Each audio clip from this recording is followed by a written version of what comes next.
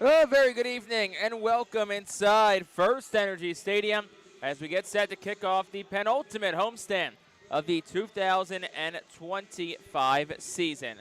I am Jake Starr, my broadcast partner Bob McCool. Back in the booth tonight will be joining myself in just a little bit as we get set on tonight's pregame show to preview the first game and the series between the Reading Fightin Phillies and the Chesapeake Baysox. Both teams coming off splits last week. The Baysox at home going 3-3 against Richmond, and the Fightin Phillies on the road at Altoona going 3-3 against the Curve.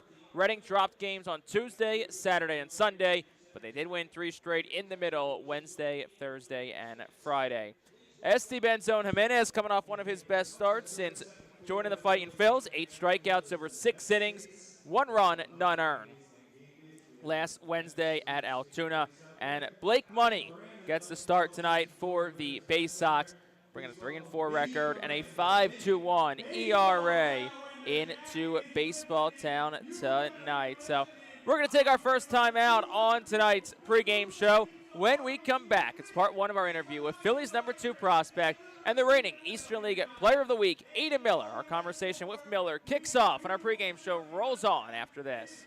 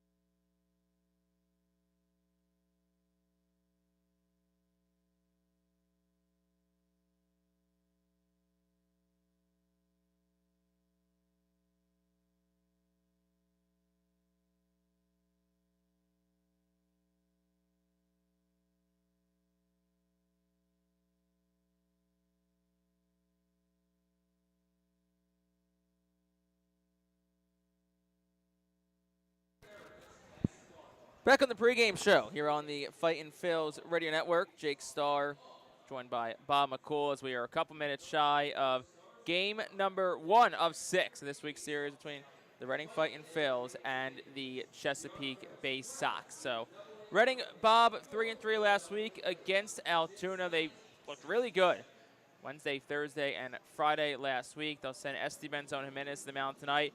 And they'll look to, have Jimenez stay hot, but also have the offense kind of tap back into what they were doing at the middle of last week. Yeah, no question. Obviously, with what Aiden Miller did as the Eastern League Player of the Week, it starts at the top of the order. But Felix Reyes continues to produce throughout the season, no matter where they played him. Continue to produce over the course of this season. And Caleb Ricketts has continued out over the last couple of weeks, and now you add Jose Rodriguez's bat in the lineup too, and that's helped solidify this lineup a little bit more.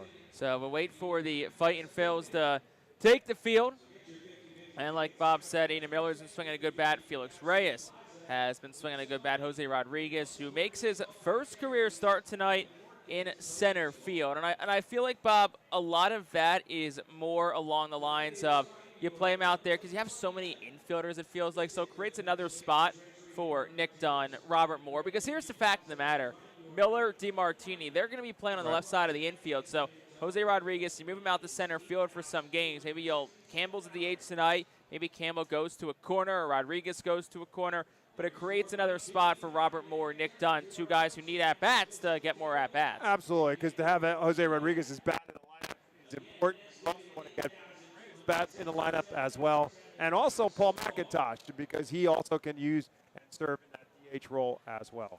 So as I said, it's a couple minutes away from the Fightin Phillies taking the field, and I mean that's going to be the key, right? Is just kind of trying to find ways for different guys in this Fightin Phillies lineup to get more at bats. Caleb Ricketts, also someone else who's swinging a good bat right now. Ricketts, someone we've talked about over the last couple of years. It just has felt like injuries have hampered him, and just really hasn't been able to find that stroke, but 13-game hitting streak, that's the most by an RFL this year. Looks like he's starting to find it. Yeah, I mean, obviously for Caleb Ricketts, it has been about staying healthy, and he has not been able to do that for any long stretch of period. And in fact, this has been the longest stretch that Caleb Ricketts has been able to stay healthy, so maybe finding some consistency with the bat at the same time. So the Reading Fightin Phillies have taken the field for the first game of the second-to-last homestand of the 2025 season. We're going to take a timeout here, wrap up tonight's pregame show. When we come back, first pitch between the Baysox and Fightin Phillies after this on the Phillies Radio Network.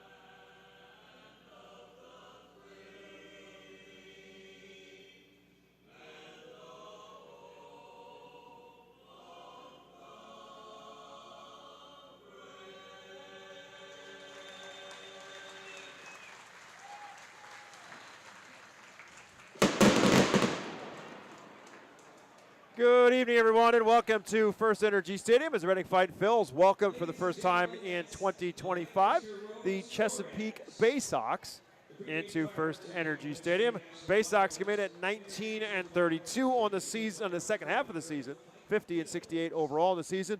Fightin Phillies at 22-29 in half number 2 of this second half of the season. Alongside Jake Starr, my name is Bob McCool. As we get set to play tonight, our game time temperature is presented to you by All Temp Enterprises at 75 degrees. Apparently there are some storms in the area. Right now we've got some partly cloudy skies, but the wind has picked up, which make you think that maybe those storms aren't that far away and are blowing around out there. So hopefully wherever you are, you're working your way through some warm, dry weather as we get set to get this game underway. And here is the lineup that will go for the Baysox tonight. Enrique Bradford is leading off in center field. Austin Overn is batting second. He's in right field. Reed Trimble is the designated hitter, batting third. Creed Williams, is batting cleanup and at first base. Ethan Anderson is batting fifth, is the catcher. Max Wagner bats sixth. He's at third base. Douglas Hodo is in left field, batting seventh. Tavian Hosenberger is batting eighth. He's at second base. And Brandon Butterworth bats ninth. He's at shortstop. That lineup for the Baysox facing right-hander for the Reading Fightin Phillies, Esteban Jimenez. Esteban Jimenez making his 11th appearance with the Fightin Phillies this season, and it's 3-3, 5.09 ERA. 5.09 ERA, 53 innings, 55 hits, 16 walks, and 48 strikeouts for Esteban Jimenez this season. And his first pitch, delivered at 6:47, is over for a called strike one. Bradford hitting at 273 on the season, a couple home runs and 14 RBIs. And the second pitch from Jimenez is inside for a ball. Bradford is the number 4 prospect in the Baltimore Orioles organization, a first-round draft pick by the Orioles in the 2023 draft out of Vanderbilt. Can flat out run the bases, as can the guy in the on-deck circle in Austin Overn. So a lot of speed at the top lineup for the Baysox. And Jimenez now falls behind Bradfield, 2 balls and a strike as he swings at this pitch and fouls it out of play. Bradfield, left-hand hitter, just 23 years of age. Played most of last season at Aberdeen, played the final 27 games with the Baysox. As Jimenez misses in the dirt, it's now a full count. So all kinds of base stealing records in his time at Vanderbilt. And Jimenez winds and delivers the 3-2 pitch, and Bradfield tried to check his swing, did not. It'll be a strikeout, and that's out number 1 here in the first. Yeah, good start there by Esteban Jimenez, winning the battle against Enrique Bradfield Jr. That's someone you want to keep off the base paths, and Jimenez coming off one of his best starts of the year, 6 innings, no earned runs at Altoona last week, struck out 8. So that brings up Overn. Overn at 254 on the season, a couple home runs and 4 RBIs. It's his time on after being promoted to Chesapeake. And the first pitch from Jimenez is a ball. Overn promoted on August the 5th. And the 1-0 pitch is also inside. It's 2-0. Well, judging by the amount of people that are standing up at the exact same time, I'm going to say it started to rain. Yep. 2-0 pitch, misses outside. It's 3-0 to Overn. Well, there's plenty of seats under cover tonight, so I think everyone's going to go take advantage of that right now. I've never seen a mass movement like this before. There's a huge swing for Overn, comes up empty. Overn, before his promotion from High A Aberdeen, was hitting at 242 with 8 home runs, which is a little bit uncharacteristic. 8 doubles. He had 43 stolen bases as he fouls this one out of play. Jimenez quickly works his way back into the count now at 3 balls and 2 strikes. Well, as we said, there were showers in the area, but nothing here at the ballpark. But that has obviously changed, and you could tell by the wind picking up right before first pitch that it was coming. There's a swing and a miss, and Jimenez comes back to strike him out. Falls behind 3-0, comes back and throws 3 straight strikes, 2 outs. Good start there by Jimenez. Goes off-speed pitch, bottom of the zone, and got Overn to swing through it. And look, Bradfield and Overn, 2 guys you want to absolutely keep off the base pass. So good start for Esteban Jimenez. So that will bring up Reed Trimble. Trimble, the designated hitter, hitting at 234 on the season. The first pitch to him is a ball. The defense behind Jimenez, Felix Reyes is in left field, Jose Rodriguez in center. Anjo Pineda is in right. First base is Alex Pinellas. Nick Dunn at second. Aiden Miller at short. Carson DeMartini at third. And Caleb Ricketts is behind the plate as Jimenez comes back with a 1-0 pitch to Trimble that's over for a called strike one. The 1-1 pitch is a swing and a miss. It's 1 ball and 2 strikes. Jimenez, the 23-year-old right-hander from Venezuela. Began the season at Jersey Shore, pitched more in the bullpen than as a starter for Jersey Shore, but he's been exclusively a starter in his time here in Baseball Town. And the 1-2 pitch from him is lined right back up through the middle, slow hopper, and Aiden Miller ranges to his left, and he'll make the off-balance throw in time on the fine play to his left by the shortstop, Aiden Miller, for the third and final out here in the first. No runs, no hits, no errors for the Baysox. When we come back to Baseball Town, the home team bats for the first time.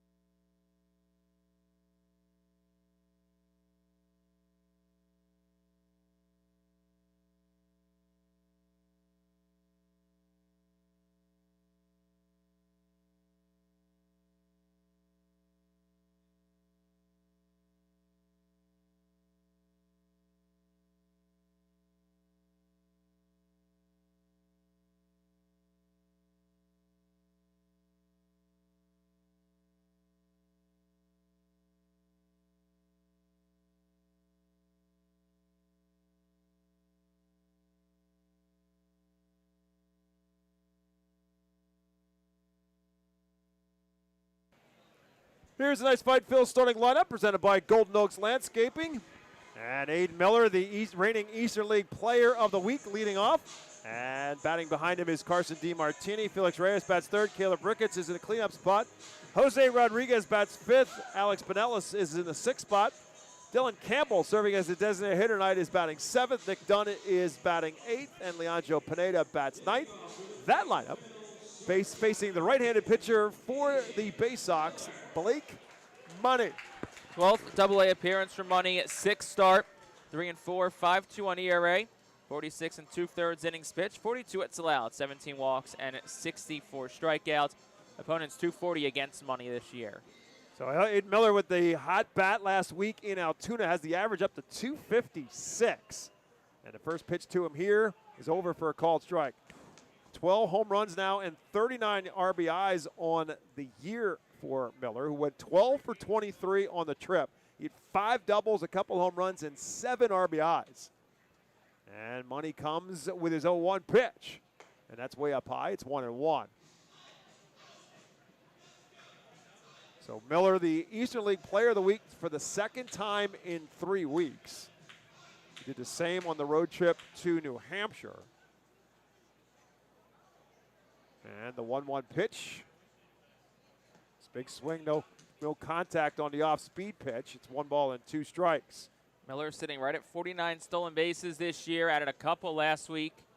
One shy of becoming the first star Phil since 1987 to steal 50 in a season.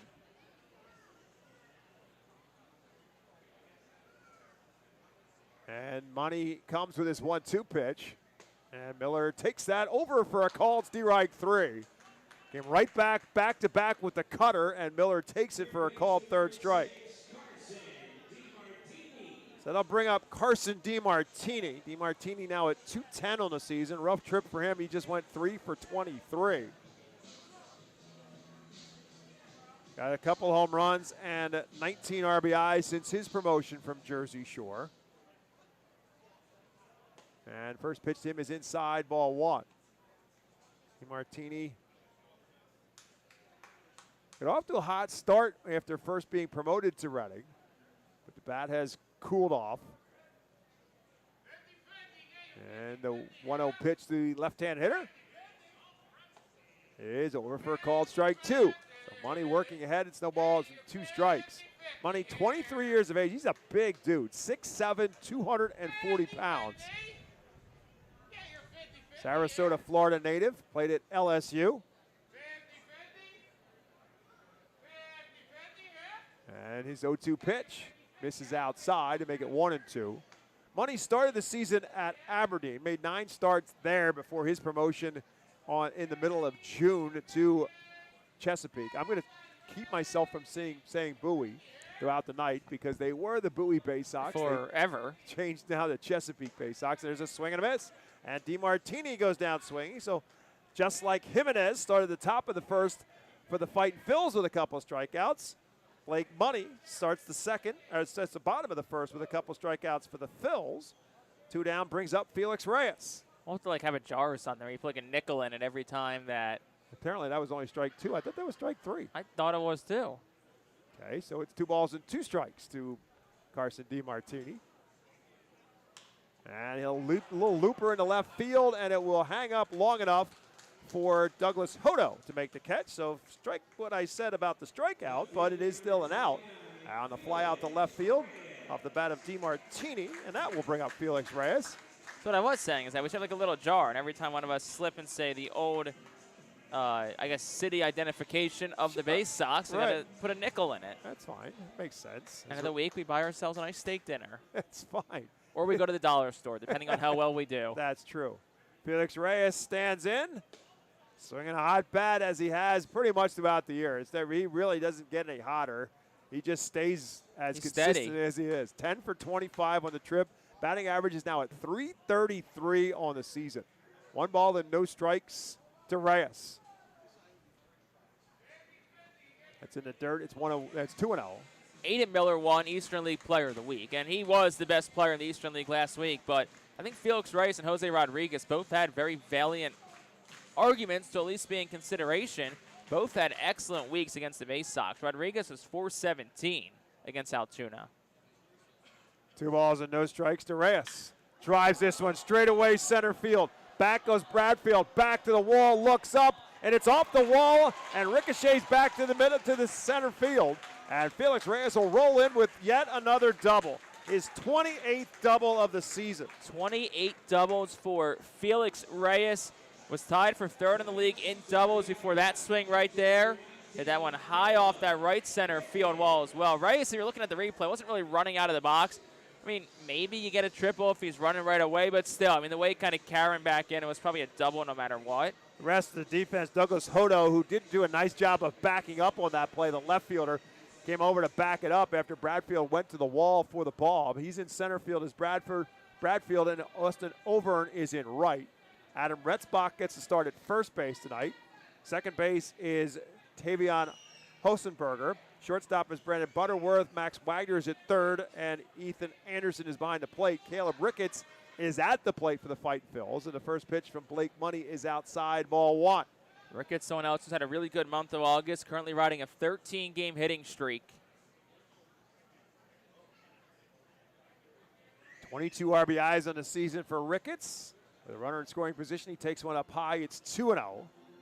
Now a conversation to be had, an early one at that, as Ethan Anderson is going to go out and talk to Blake Money. 13-game hitting streak for Ricketts, the longest by any RFL this year. Previous best was Keaton Anthony, who had a 12-game hit streak from May 22nd to June the 4th.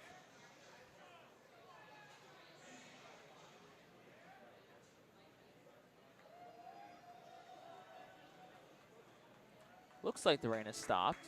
Yes, winds are still blowing hard out right now to right field. Well, that's good news with a lefty at the plate.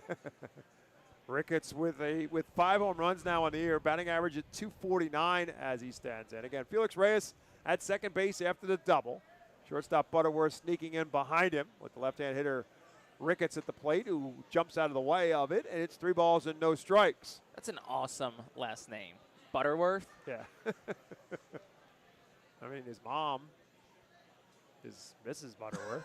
That is true. She is. Quite literally. 3 balls and no strikes to Ricketts. And that misses inside. It's ball 4.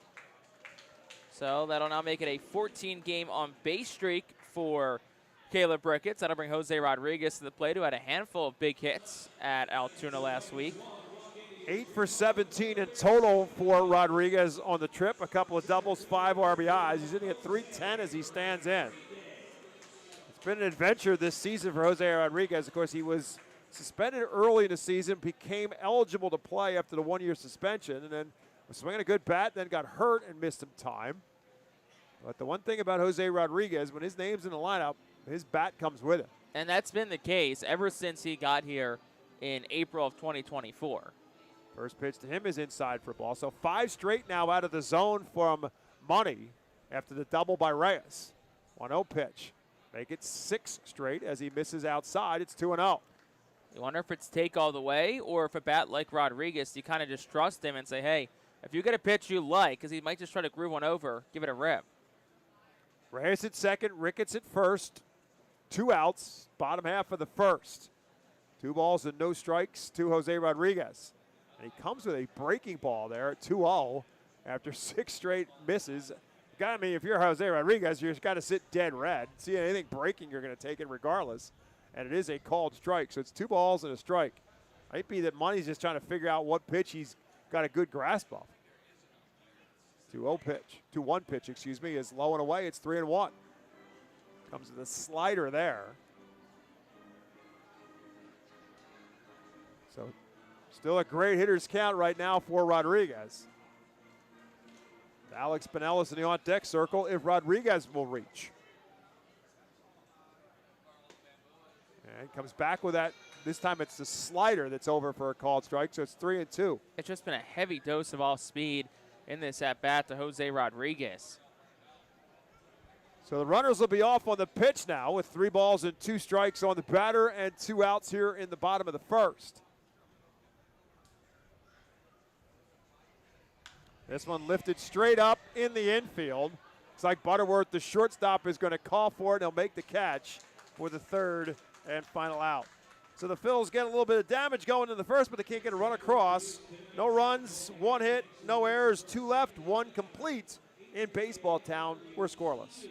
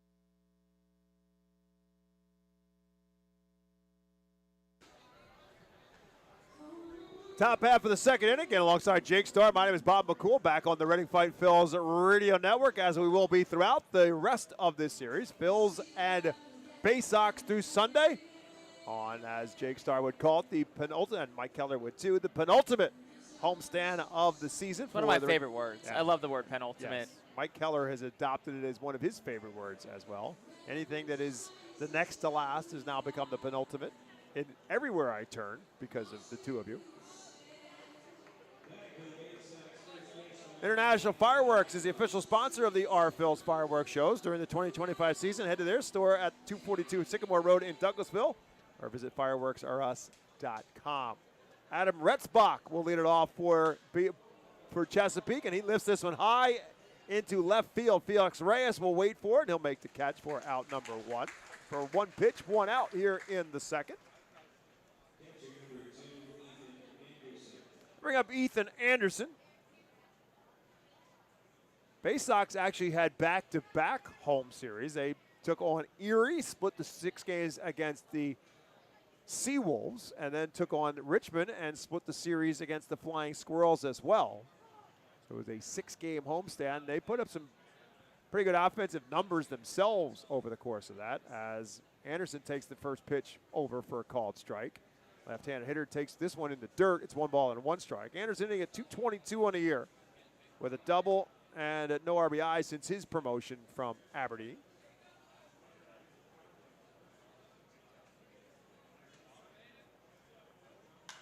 And this one he drives it in the left field. This time Reyes is going to have to go back to the track, to the wall. Now room just in front of the left field fence as Anderson hit it well, but Felix Reyes catches it on the track in left field for out number 2. Now bring up Max Wagner. Wagner, a .229 hitter on the season with 5 home runs and 26 RBIs. And the first pitch from Jimenez is over for a called strike with the slider.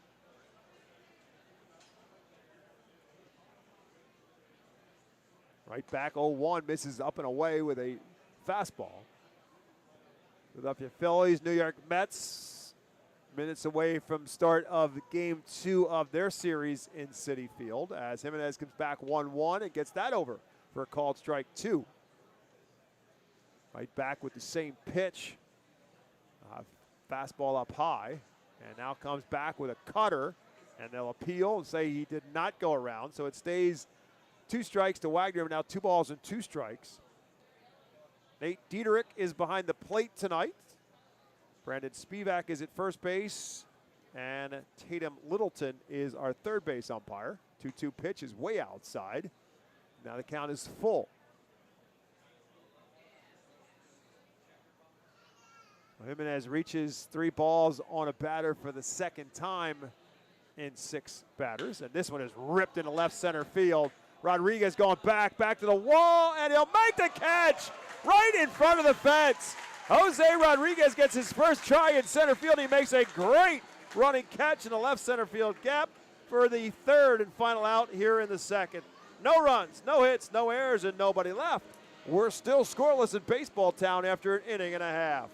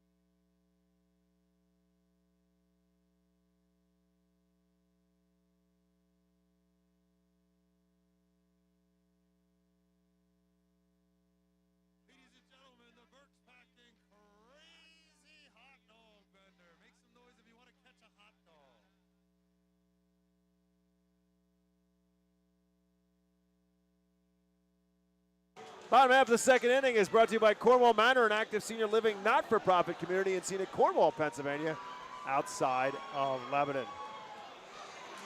Alex Pinellas will lead it off for the Fightin' Phils here in the second. He'll be followed by Dylan Campbell and then Nick Dunn.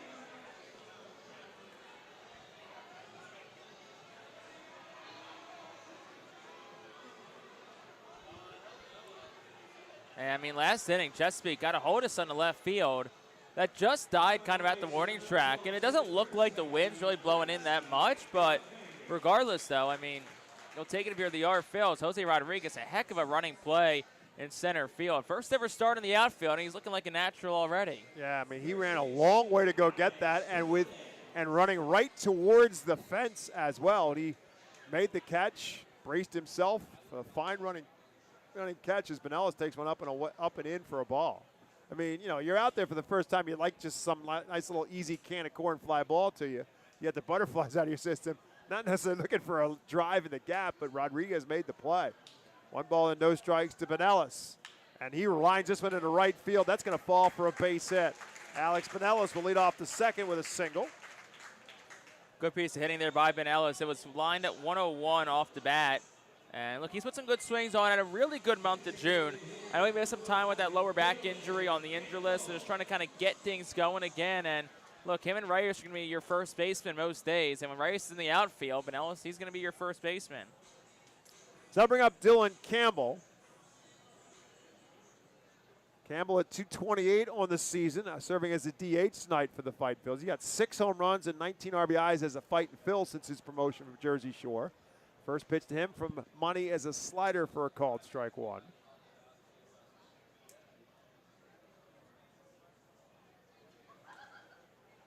Hamill a double and 4 RBIs in 5 hits on the trip to Altoona.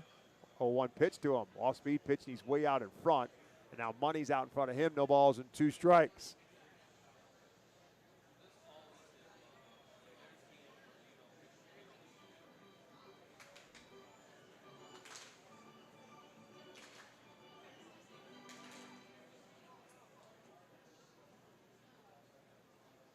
Ellis takes his lead off of first. And the 0-2 pitch. Lifted down the first base line and foul and out of play.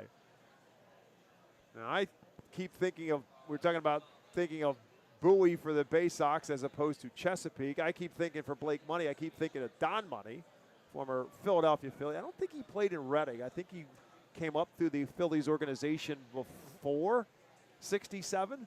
But I can't swear to that. As Campbell swings and misses, he is a strikeout victim. That is out number 1 here in the second. Second strikeout for Money. He debuted with the Big Phils in 1968, so. So, did he or did he not? He did not, because he came up through, it looks like the. He probably was in AAA in 67. If he would thinking that if he made his debut in 68. We actually came up with the Padres, it looks like, and then came to the Phillies. Nick Dunn now bats. Has the distinction, though, does Don Money. First home run at Veterans Stadium. Well, he played for San Diego, but in AAA, Pacific Coast League. And when I click on it, it says San Diego Padres. Well, they probably were the Padres. They just were the AAA. That's what they were as the AAA teams. 2-0 now to Nick Dunn. And, of course, the other tie to that is that the grandson of Don Money is Buddy Kennedy, who had been with the Lehigh Valley Iron Pigs and with the Phillies for a time. 2 balls and no strikes to Nick Dunn. That is on the outside corner for a called strike 1. But to my knowledge, anything I could find, Blake Money is not related to Don Money. 2 balls and a strike to Dunn. Now Joe Pineda, the 9-hole hitter in the on-deck circle, as Dunn lifts this one to center field. Bradfield will range over and now have to come in on it. And it's an easy fly ball for the center fielder for the second out. Wind is definitely playing some tricks on the fly balls to the outfield. Holding it down for sure. So, yeah, in 1968, from 66 to 68, the Phillies AAA affiliate was the San Diego Padres. Really? But get this, their affiliate from 56 to 58, the Miami Marlins. Their affiliate from 51 to 53, the Baltimore Orioles. From 1949 to 1950, or 48 to 50, the Toronto Maple Leafs. Interesting. Leandro Pineda steps in. He swings and misses at the first pitch. So it's no balls and a strike to Pineda. With Pinellas at first base now and 2 outs here in the bottom of the second. Pickoff attempt. Pinellas dives back in safely. Retzbach, the right-handed first baseman, playing kind of up in front of the bag. As we see more and more right-handed first basemen doing that, playing off the line and off the bag, holding the runner on. 0-1 pitch to Pineda is into dirt. Good block by Anderson, keeping Pinellas from getting to second base. So the Phils with a couple hits so far. The Reyes double, and now the Pinellas single.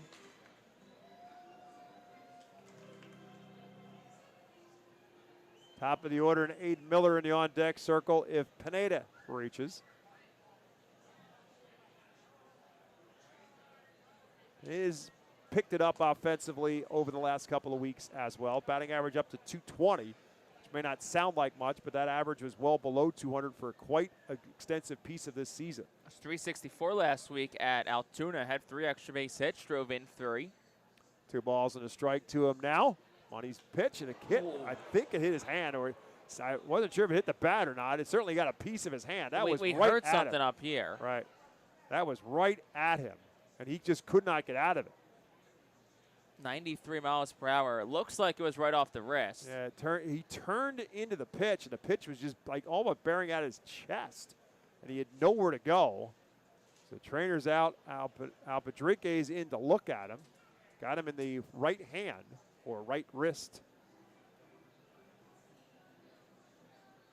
And he's got, it looks to be a wrap I don't know if that's really offers much protection. I mean, it looks like it's a guard in some sort. I don't know if it was more the wrist or the hand. I think he's flexing the hand right now. Yeah, they're looking at kind of like down towards at the bottom of the finger bone. Check to see whether he can grip anything or not. Obviously, got to check to see if he's not in his head, so looks like he's going to stay in this game. So glad to see Pineda's okay. That will put 2 runners on again for the Phils with 2 outs. Same situation they had in inning number 1. Couldn't get a run across. And now the top of the order and Aiden Miller to the plate. Miller struck out looking his first time up.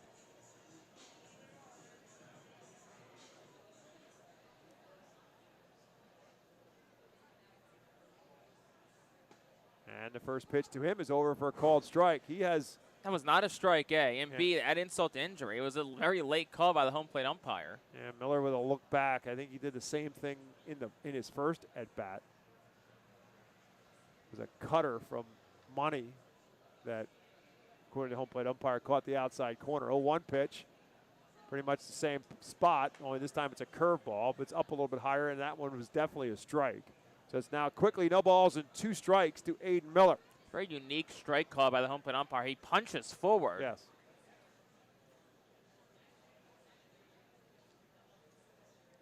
Money's 0-2 pitch. It's way up high. Miller lays off. Pinellas, the runner at second, he singled. Pineda, the runner at first, hit by a pitch. Play Miller pretty much straight away all the way around. A little bit on the pull side in the infield. 1-2 pitch, way outside. Good block by Anderson. Keeps the runners from moving up. And the count is 2-2. Miller, 522 last week, and OPS over 1,600. 7 extra base hits, 7 RBI, scored 5 runs, stole a couple of bases. Pretty good week. Looking to carry it home with him. It's 2-2. Swing and a miss. And Miller goes down swinging for the second time. And the third strikeout for Money brings the second inning to a conclusion. For the Phils, no runs, a hit, no errors, and again, 2 left on base. We are through 2. We are still scoreless in Reading.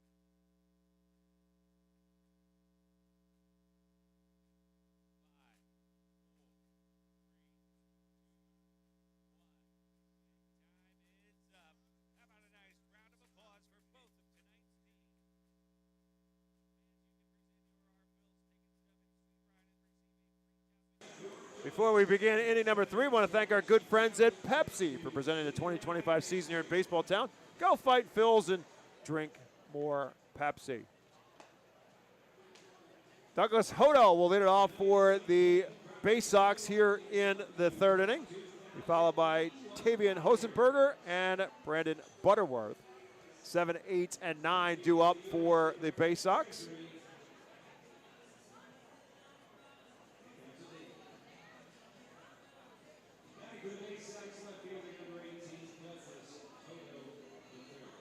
Hodo hitting at 209 on the season with 8 home runs and 29 RBIs.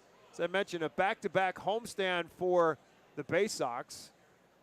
12 games at home, and Hodo had a decent outing as he had 13 hits in that series. He drives this one into right center field deep, but Rodriguez will have plenty of room as the center fielder will drift over, and he'll make the catch for out number 1. Again, 1 pitch, 1 out to start the 3rd inning for Jimenez, just like he had in the 2nd.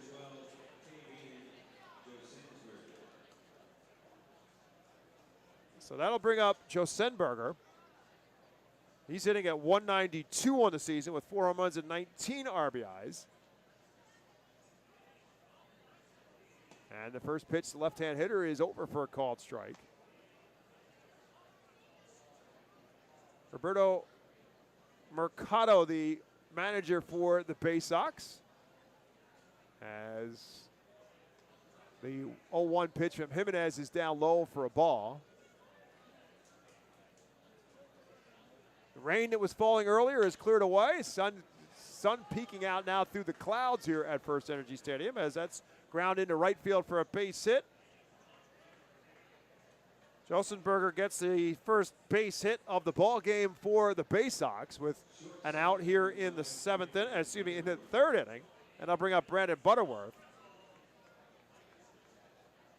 Butterworth at .238 on the season, a couple home runs and 9 RBIs.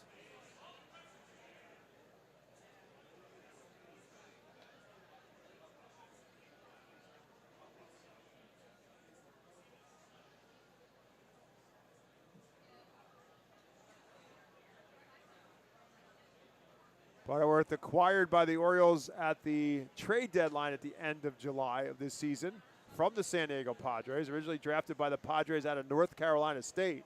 And the first pitch to the shortstop is up and in for a ball.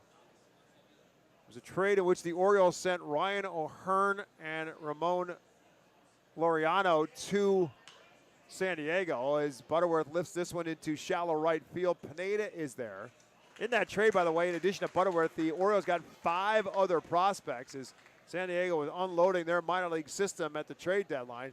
6 players in that trade coming from San Diego to the Orioles organization, including Butterworth. So he's out now for the second out on the shallow fly to right field. And that flips the lineup around now to Enrique Bradfield, who struck out his first time up. And the first pitch from Jimenez is down low for a ball.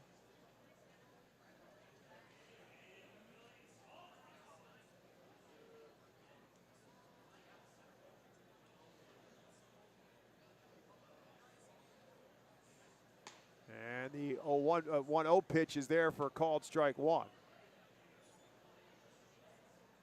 Pretty good lead for Josenberger off of first base, with Benelas holding him on. Jimenez takes a look over, comes to the plate, high chopper in front of the plate, right to the pitcher, Jimenez. He'll toss it underhanded to Benelas for the third and final out. And so another good inning for Estebanzón Jimenez for the Baysox in the third. No runs, 1 hit, no error, 1 left. To the bottom of the third, we head still scoreless in Reddick.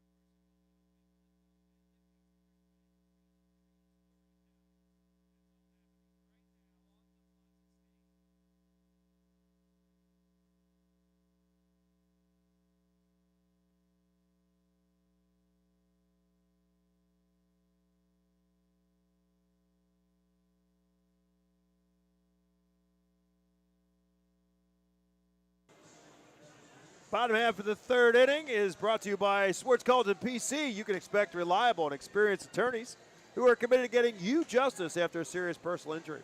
Call Schwartz-Carlton today at 1-800-JUSTICE. Carson DiMartini will lead it off for the Fightin' Phils here in the third.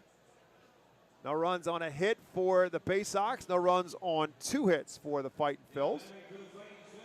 Phils left 2 on in both the first and second inning. Facing right-hander Blake Money, the LSU product for the Baysox. DiMartini flew out to left field his first time up, to be followed by Felix Reyes and then Caleb Ricketts. Al Padrique coaching at third for the Fightin' Phils. Michael Jones at first. And the first pitch by DiMartini is lifted into center field. Long run for Bradfield, and he makes the catch just in front of the warning track. So DeMartini hit it well, but not hard enough to get it over Bradfield's head for the first out. So just like the Baysox did in the top of the third, one pitch, one out here in the bottom of the third for the Phils. It'll bring up Reyes, who went one off the Redner's Event Center in center field for a double his last time up. Reyes had three doubles in his 10 hits on the trip to Altoona. Starts this series off with a double as well. And I'm guessing it must be raining again because people are coming our way. And the first pitch to Reyes is out on the outside corner for a called strike one. So it started to rain, and the skies cleared. People refound their original seats, and now they start to scramble back our way, which is always our indication to say, hey, it might be raining. And it is, as the pitch to Reyes is a bit outside, catch the outside corner. Or they just want to be closer to us. Yeah, maybe. I can understand that. 0-2 to Felix Reyes. Swing and a miss. Good off-speed pitch that time. The slider from Money, and Reyes went chasing. He becomes strikeout victim number 4 and out number 2 here in the third. I bring up Caleb Ricketts, who walked his first time up. The only walk surrendered by either pitcher so far in this game.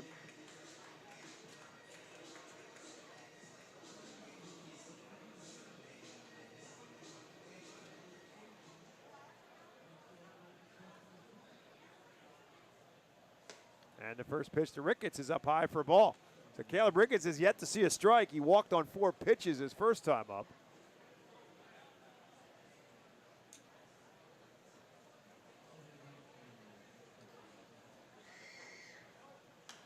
Lifts this one down into shallow left field. Third baseman Wagner calling for it. Right on the third base line will make the catch for the third and final out of the third inning.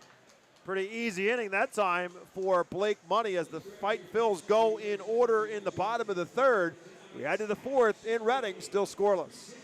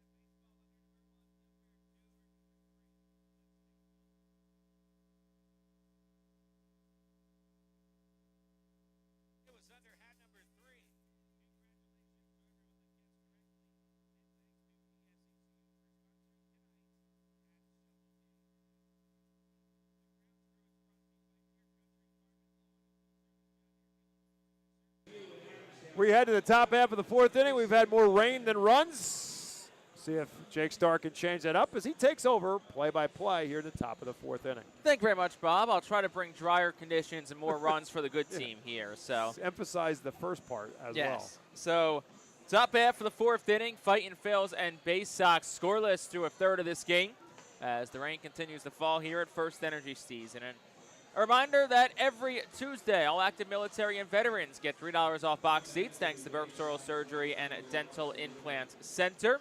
This the penultimate Tuesday game of the 2025 He's just season. rubbing it in now. And the final one that'll take place at night. More on that here in a moment. As Austin Overn steps in from the left-handed batter's box, leads things off here in the fourth inning.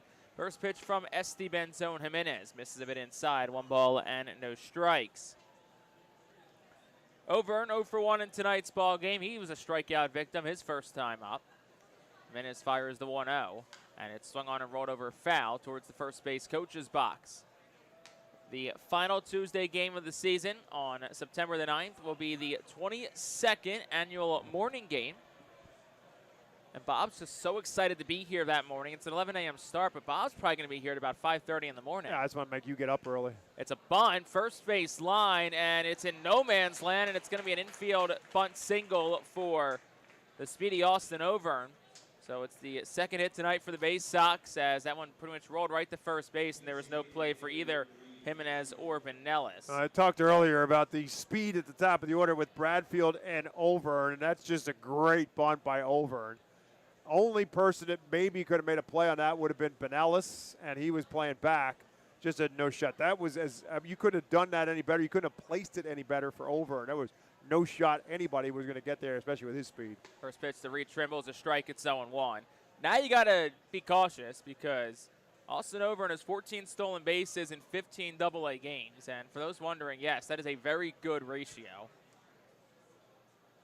0-1 here to Trimble. Big lead. And they'll look him back. They had him if he went earlier, but Jimenez kind of held a bit too long. Yeah, he didn't quite commit, but they had it. He started to drift.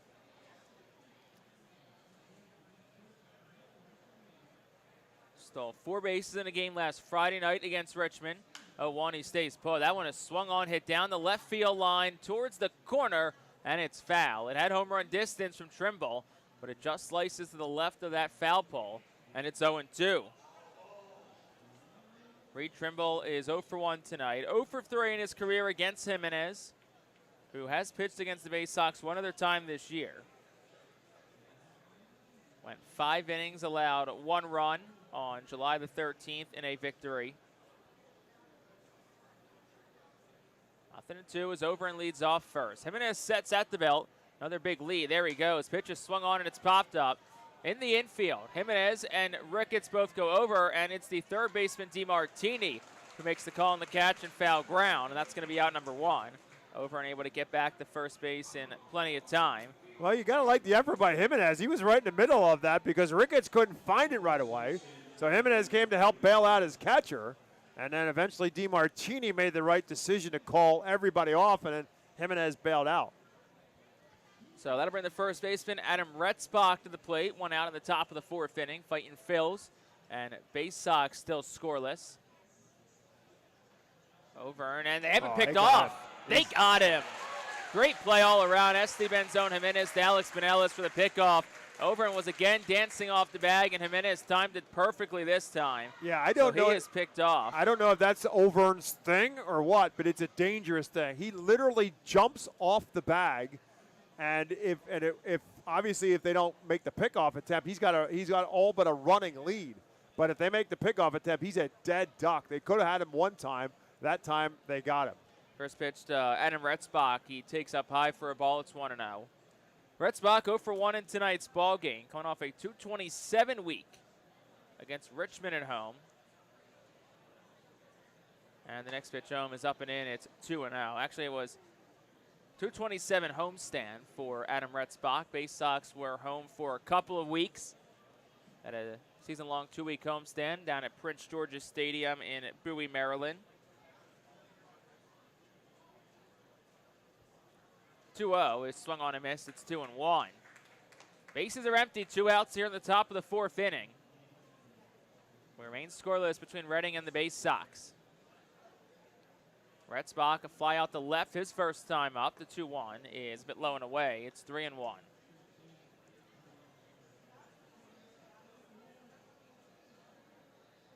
"13 home runs on the season for Retzbach. First time in his career he's had double-digit homers. And a 3-1 is swung on and slowly hit third base line. DeMartini fields, fires the first in time. Impressive play by a charging Carson DeMartini at third, and that will retire the side in the 4th. No runs on a hit, but ultimately none left for the Baysox to go down in order. We will go to the bottom half of the 4th inning. Fightin Phillies and Baysox still scoreless.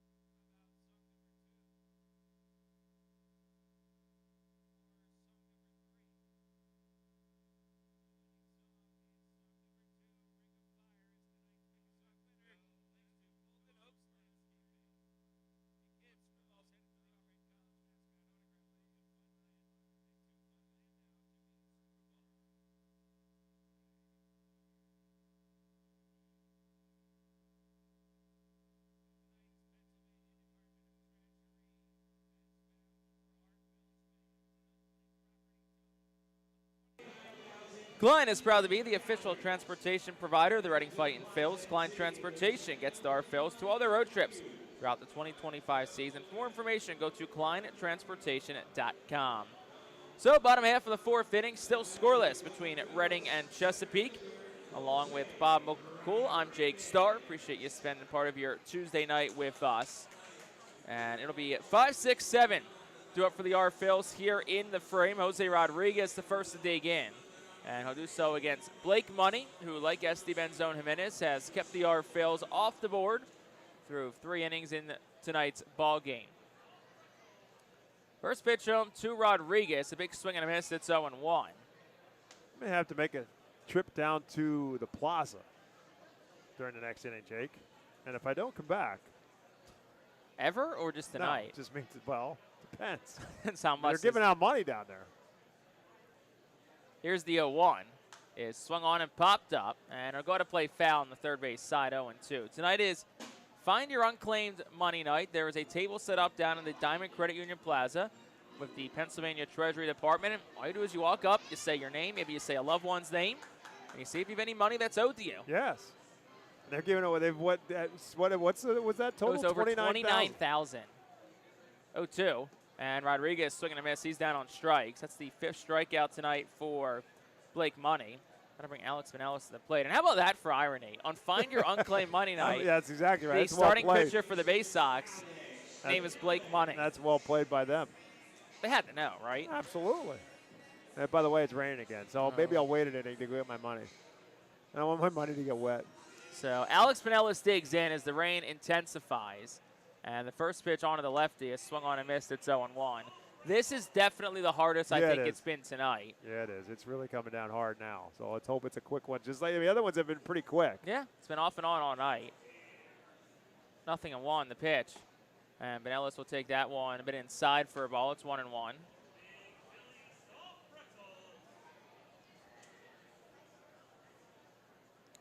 Pinellas, one of the 2 hits tonight for the Phils. He singled back in the second to right field. And the 1-1 home from Money is swung on and a foul ball straight back off the netting. It's 1-2. Pinellas 2 for 10 last week at Altoona. Did walk a couple of times. Both his hits came on Wednesday night, which was his first game off the injured list for Alex Pinellas. Money fires home. And Pinellas takes it down in the dirt, 2-2.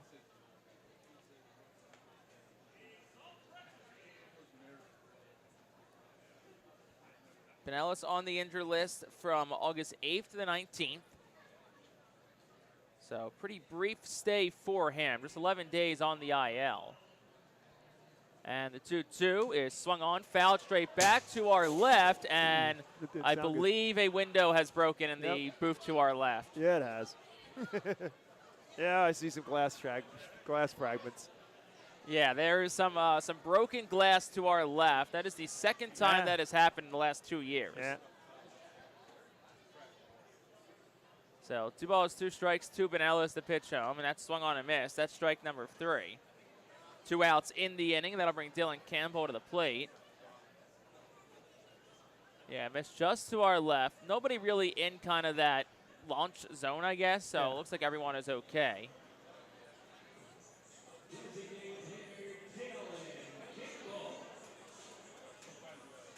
Two outs. Dylan Campbell is the batter for the Fightin Phils.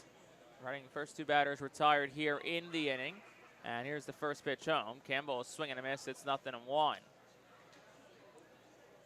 Campbell 0 for 1 in tonight's ball game. He struck out back in the second. Lefty bat overall is a .227 hitter on the year. He's got 6 homers, 19 runs driven in. Money from the first base side of the rubber winds and deals. And Campbell will swing and foul it off himself. It's 0-2.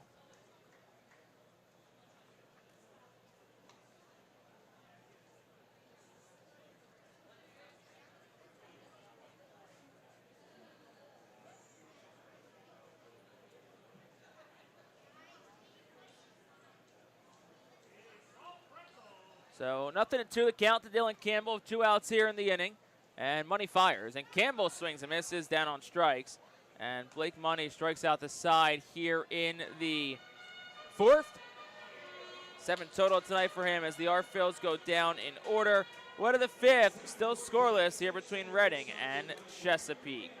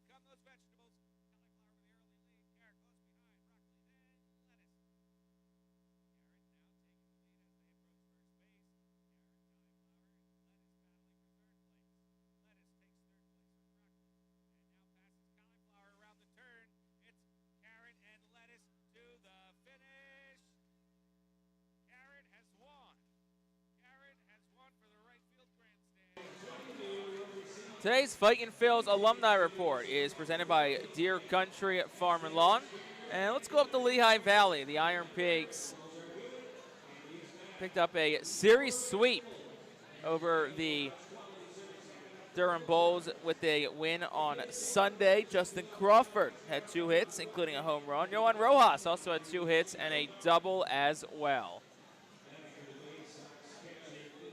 So we go to the top half of the 5th inning. Still a scoreless ball game here between the Baysox and Fightin' Phils. Ethan Anderson up against Esteban Jimenez, whose first pitch home is a called strike. It's 0-1.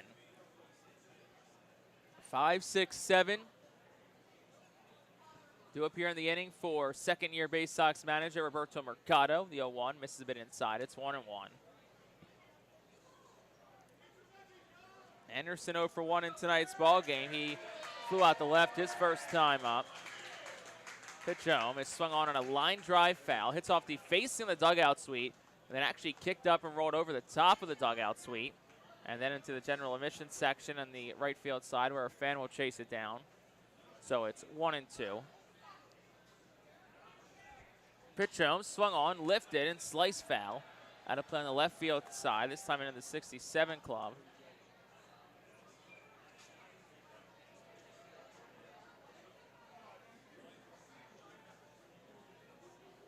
And the 1-2 home is swung on a miss, struck him out. Just the 3rd strikeout for Jimenez tonight. First he's had since the 1st inning. But Ethan Anderson is retired, and that'll bring Max Wagner to the plate. Really the most controlled, composed we've seen of Jimenez so far. We're 4 1/3 away through it, but he has been in absolutely no trouble at all. Here's Max Wagner. First pitch to him is taken at the knees for a strike. 0-1. I mean, it's also he's working quickly. I mean, yes, he's getting the ball back in 10 seconds on the pitch clock, and he's beginning his windup. The 0-1 is lifted into the air, deep right field. Back and over goes Pineda towards the line. That is down on a 1-hop off the wall into the corner. Pineda scoops it up. Wagner gets the second. He'll stop there. And it's a 1-out double for Max Wagner, his 18th of the year. Well, and the Baysox have a 1-out base runner. About to say, it really hasn't been a hard hit ball off of Jimenez yet. I mean, that was well placed more than it was well hit. Just a long run from Pineda playing the right-hander towards the gap in right center. He just couldn't get there. The ball was in the air for a long time, but just too far for him to run. But the other 2 hits, the base hit by Joenberger was a ground ball through the infield, and then you had the bunt base hit for over. So they've got 3 hits, but they still really haven't hit the ball all that hard against Jimenez as of yet. Last one was 93 off the bat from Max Wagner. Here's Douglas Hodo, who swings the first pitch and pops it up to the left side of the infield. Third baseman DeMartini is there, and he'll make the catch for out number 2. So a big second out. That'll bring Tavian Josenberger to the plate for the Baysox. Still scoreless here in the top of the 5th inning. First game of a 6-game series between the Fightin' Phils and Baysox. So Josenberger will dig in from the left side, a 192 hitter. Singled his first time up tonight. Back in the top half of the third inning. Pitch home is on the outside corner for a called strike. It's 0-1. Josenberger, a 260 hitter this year with runners in scoring position as Max Wagner takes his lead off second. Miller at short, shades behind him towards the middle against the lefty. 0-1 is 0-2.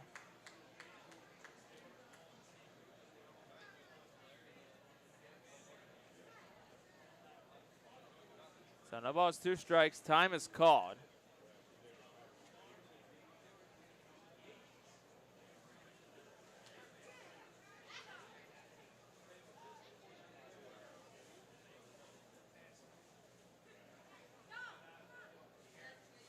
Oh, 2, and this is a bit outside. It's 1 ball and 2 strikes to Josenberger. 1 for 4 in his career against Esteban Jimenez.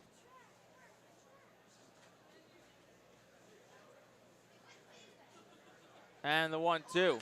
Swung on, lifted into the air towards shallow center. In comes Jose Rodriguez, and the center fielder is under it. He'll make the catch. And that'll retire the side in the top of the 5th inning. In the inning for the Baysox, no runs on a hit and 1 man left. We're halfway home on this Tuesday night in baseball town. To the bottom of the 5th we go. Still scoreless between Reading and Chesapeake.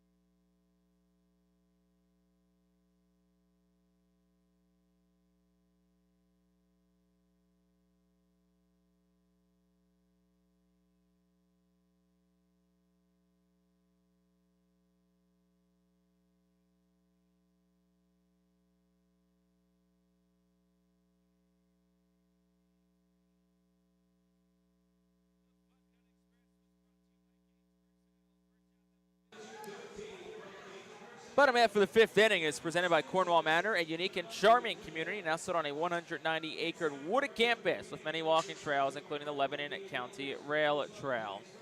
So we go to the bottom half of the 5th inning. Still a scoreless ball game between the Fightin Phils and Baysox. And the Fightin Phils will send 8, 9, and 1 to the plate here in the inning. It'll start with Nick Dunn as Blake Money is back out for inning number 5 of work. 59 pitches through 4 frames so far for Blake Money. Both pitchers pretty much cruising right along in tonight's game. Money has retired 7 straight, including striking out the side in his last inning of work. Bit of a brief delay as Nate Dietrich, our home plate umpire, was just dusting off home plate. And now Dunn will dig in from the left-handed batter's box. And Money from the windup will fire the first one home. And it's a curveball that misses a bit upstairs. It's 1-0. Dunn 4 for 15 last week. He's 0 for 1 tonight. And a couple of home runs in Wednesday night's game against Altoona.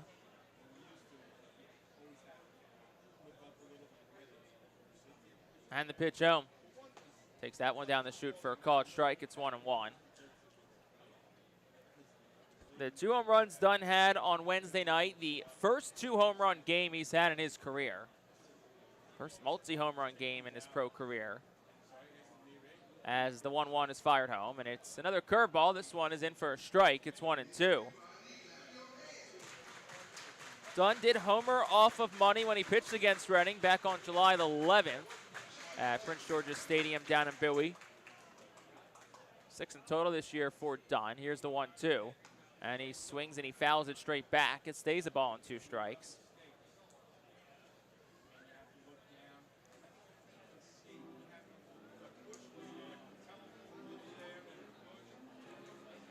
Dunn, a 267 hitter. This is 32nd game with the Phillies. Acquired from the Mariners for cash considerations back on June the 14th, where he started the year with AAA Tacoma. And here's the 1-2. Swinging a fly ball. It goes out of play, foul. Behind home plate, and it'll stay a ball and 2 strikes. 7 times this year in our Phillies had multiple home runs in a game. Dunn was the 6th. Aiden Miller made that number 7 the very next night at Altoona. Miller is in the hole right now. 1-2 to Dunn. Another curveball. He swings and he squared it up, but it's foul. Shoots down the right field line. 106 off the bat on that swing from Nick Dunn.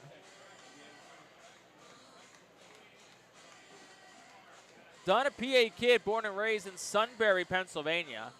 Not too far from Williamsport, which of course was one of the centerpieces of the sports world the last couple of weeks with the Little League World Series wrapping up on Sunday. Taiwan picking up the overall championship. 1-2 home. And Dunn swings in a line drive towards the right center field gap. It'll go up the alley and towards the wall. Dunn turns around first. He'll head to second. That's where he'll stop. And it's a leadoff double for Nick Dunn. His 5th of the year, and the Fightin Phillies are in business early here in the 5th. So, Bob, you made a quick trip. Did you win any money? They packed up and left. They knew you were coming. He's absolutely right. So that must mean I have something. They packed up and took my money with them. I just have to figure out another way to look into it. I guess so. Have to go back to work tomorrow morning. I'll see you at work tomorrow morning. You will. Leandro Pineda is the batter for the Fightin Phillies. No outs still here in the 5th. Pitch home, and it's a curveball for a strike, 0-1. Tomorrow at 8:05, myself, along with Fightin Phillies manager Al Padrique, will be on 8:30 WEEU, along with Mike Keller and Bob McCool. 0-1, the count here to Pineda. Blake Money, who's allowed 3 hits tonight, works out of the stretch. Pitch home, and Pineda swings and will dribble it straight back foul. It's 0-2. Pineda was hit by a pitch his first time up, kind of up in that right wrist area. They looked at it for a couple of minutes, but Pineda did stay in the game, so hopefully nothing lingering from that, as he'll call time. Yeah, it made us. The concern was it made a sound. A loud noise. Right, and you think initially that that's the ball hitting the bat, and then when you realize it didn't hit the bat, it was like, well, then what made that noise? 0-2 to Leandro Pineda. And the pitch home. His bounce gets away from the catcher, Anderson. Great read by Nick Dunn. He gets the 3rd on the wild pitch. And Reading has the first run of tonight's game just 90 feet away. Well, Anderson's made a couple plays, nice plays in the dirt this time. He had no shot at that one. That just ate him up. But the Phils have had the opportunity to put some men across home plate in the 1st and 2nd inning. Could not come up with a 2-out hit. Well, now there's nobody out. Pineda on a 6-game hit streak, now on an 11-game on-base streak as the infield draws up for the Baysox. The pitch, he swings and he pops it up. Shallow right, Josenberger is back. Over and the right fielder comes darting in, called off by Bradfield, who makes the catch practically on the edge of the infield. Enrique Bradfield, one of the fastest guys in all of baseball, tracked that one down. And I mean, because the infield was in, if the infield's back, that's probably the shortstop or second baseman's ball, but the outfield did a good job to back up the infield there. Well, we talked about the speed of Bradfield and Overn as the top of the lineup, but that also puts them in center and right field. So you got great wheels out there, and they needed it there. That's about as long as a center fielder can go get it, to get all the way to right behind second base to make that catch. But fortunately for the Baysox, that ball was in the air for a long time. First pitch to Aiden Miller is taken for a called strike at 0-1. It's been a tough night early for the reigning Eastern League Player of the Week in Miller. 0 for 2 with a couple of strikeouts here against Blake Money. 1 for 4 with a walk and 2 strikeouts in his career against the righty. 0-1 is taken up at the letter as a ball and a strike. He was the Eastern League Player of the Week with the series at New Hampshire. So Eastern League Player of the Week last week against Altoona. In between, had 4 hits in the series against Akron. So we have not seen the hot bat of Aiden Miller here in Reading a whole lot. Ball and a strike to count. Money set at the belt, deals home. And Miller will take it up 2-1. Miller overall 255 on the season. This is 101st game played. Hits in all 6 games last week, which included 3 3-hit performances for Aiden Miller against the curve. 12 for 23 overall.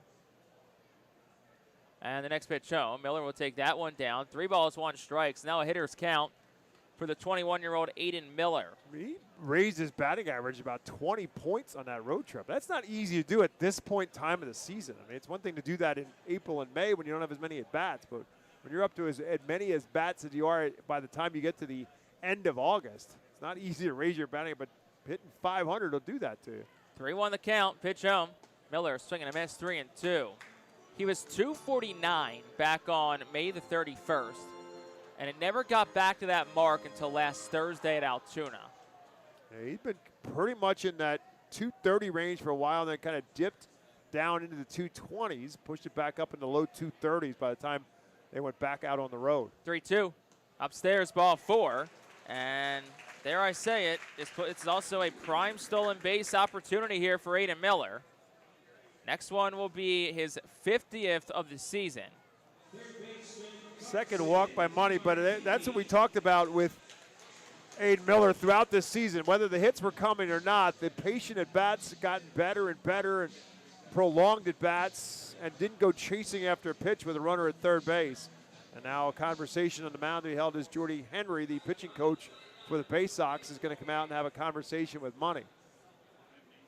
Was the 63rd time Aiden Miller has been walked this year.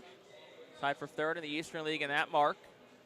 So after this mound visit concludes, it'll be Carson DiMartini at the plate, who's 0 for 2 tonight.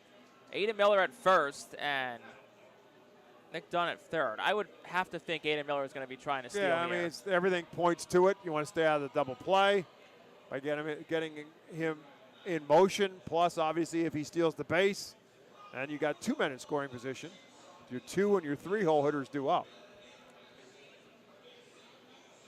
So Carson DiMartini digs in. He's flown out a couple of times tonight. Once the left, once the center. Still scoreless, 1 out, bottom 5, man of the corners. Plus, you have a big pitcher at Money, 6'7", 240, and they're generally slow to the plate. First pitch, Miller stays put. DiMartini is swinging a miss. It's 0-1. Michael Jones immediately walks over to Miller, I think just kind of giving him maybe timing, tips on what Money's doing. So no balls, 1 strike to DiMartini. 19 runs driven in on the season, trying to break this gridlock. Pitch home, Miller stays put again, and the pitch is a strike. Delayed steal from Miller, throw to second, is late, and there it is, the 50th stolen base of the season for Aiden Miller.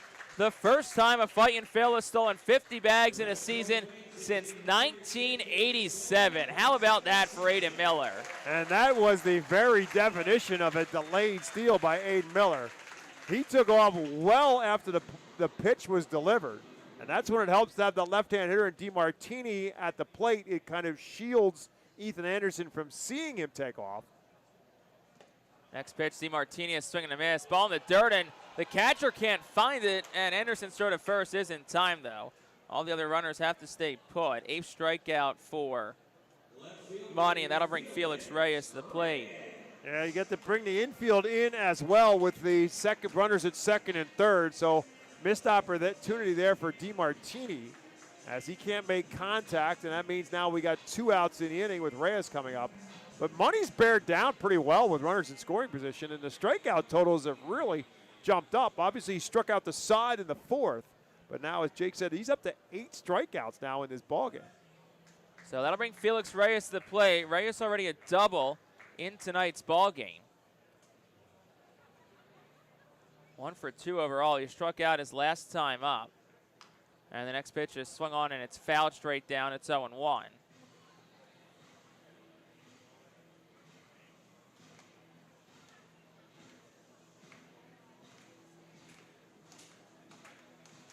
So Aiden Miller is on second. Nick Dunn is on third. Scoreless ball game, 2 outs here in the bottom of the 5th inning. 0-1. Reyes a swing and a line drive into left center field. It'll fall for a base hit. Dunn scores easily, so will Miller. It's a 2-run single for Felix Reyes, and the Fightin' Phils strike first. It's 2-0. Well, we've been saying it since April. All the man does is hit. He was fooled badly on the pitch, was way out in front of the slider, but big enough, strong enough, smart enough to just kind of get that bat out there, looped it over shortstop, and obviously with Aiden Miller at second base and 2 outs running on contact, scores easily. So a big hit there for Felix Reyes. The man just continues to get the job done. So that'll bring Caleb Ricketts up. First pitch up and into the lefty, and it's 0-1. Excuse me, 1-0. Aiden Miller was the first player in the Eastern League to steal 50 bases in a year since David Hamilton with Portland stole 70 in 2022. Really? So it's been That seems 3 a lot. years. I mean, because the stolen base numbers just aren't what they used to be in baseball. So I'm surprised it was 70 just only 3 years ago. And stepping off is Money. Looks Reyes back. Last time anyone in the Phillies org did it was a Marion Boyd 2 years ago, 2023. Stole 56. But Aiden Miller has that new watermark, 50 stolen bases. And the next pitch misses down. It's 2 balls and no strikes. Marion Boyd was one of the players that the Phillies gave up in the Jesus Luzardo trade. Was he not? Yes. No, Starlin Caba. But I think it was both. They gave them both up for Luzardo. And, of course, Paul McIntosh involved in that trade coming back from the Marlins. Paul McIntosh came back. 2 balls, no strikes to count. Pitch to Ricketts is at the knees for a strike. It's 2-1. But I would have been, what the Philadelphia Phillies organization thought that they would get out of Aiden Miller in 2025, I don't think anybody would have thought 50 stolen bases was on their radar anywhere. And Ricketts swings, hits one towards center. Bradfield sort of back comes in, makes the catch. And that will retire the side here in the 5th. So in the inning for the Fightin' Phils, 2 runs. They did it on 2 hits. 1 man left on base. We played 5. We'll go to the 6th. Fightin' Phils on top now. It's 2-0.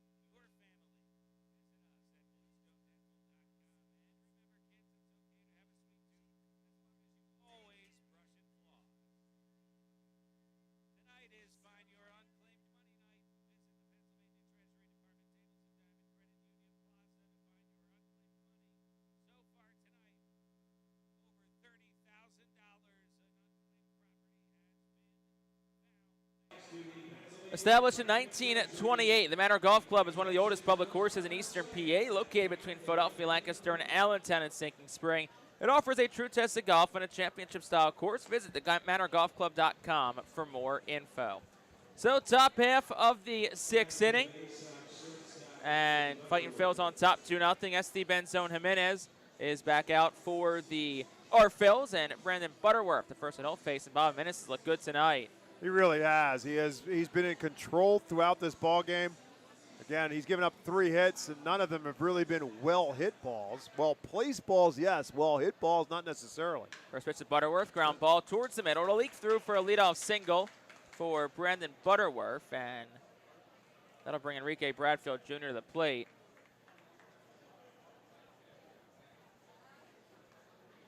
Bradfield Jr. is 0 for 2 in tonight's game. We've noticed that the last couple of starts for Jimenez that clearly the word is on he's around the strike zone, and teams come after him very aggressively, swinging at the first pitch. And Chesapeake has definitely done that in this ball game. Akron, I know, swung at the first pitch a ton last week.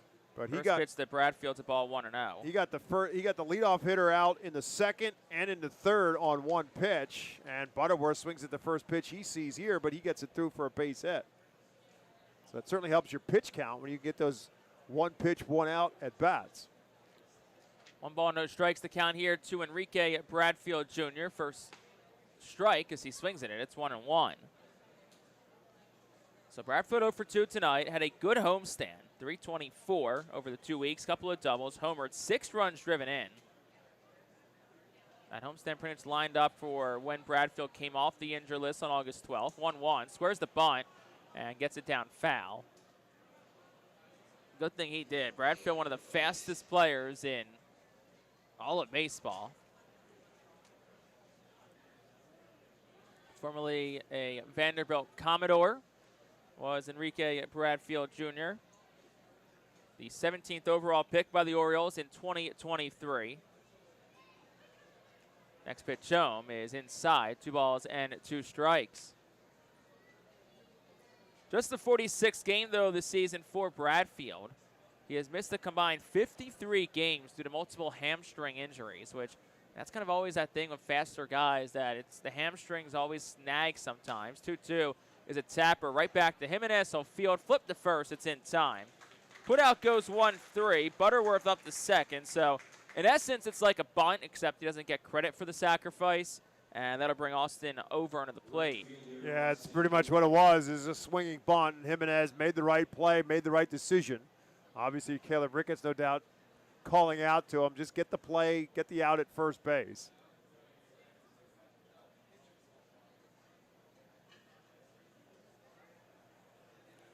So Austin over and digs in. 1 for 2 the count. First pitch, a swing and a miss. It's 0-1.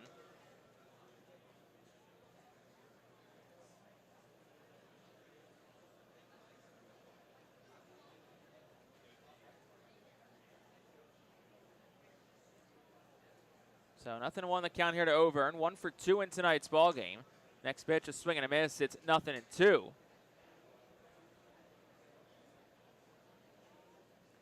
Overn, who was drafted out of USC back in 2024, was a draft-eligible sophomore when he got picked from the Trojans. Actually walked on to the USC football team as well. He was a wide receiver in a football team as a freshman. Yeah. And gave up football to concentrate on baseball. 0-2, swung on, popped up. It'll go out to play foul. And his quarterback was Caleb Williams. Is that right? Yeah. I guess it would be. Chicago Bears quarterback. Gave up football after 2022 to focus on baseball. And Overn, as we said, was a third-round pick in 2024. So on a good trajectory so far for the speedster. Next pitch, swung on, fouled back, and in and out of the hands of a fan. I thought that was coming right for us, Bob. I did. It just kind of ran out of steam a little bit. We've had 2 close calls tonight. Yeah, we did. Yep. I got the heart pumping a little bit. That was a screamer, too. I mean, I know the fans a little disappointed, but, I mean, I gave him credit for trying to make a play on that. A lot of people would have bailed. He had a beer in one hand, tried to make the barehanded catch in the other. With one hand, too. Kept the beer. 0-2 is up, 1-2. Kept the beer, lost the ball.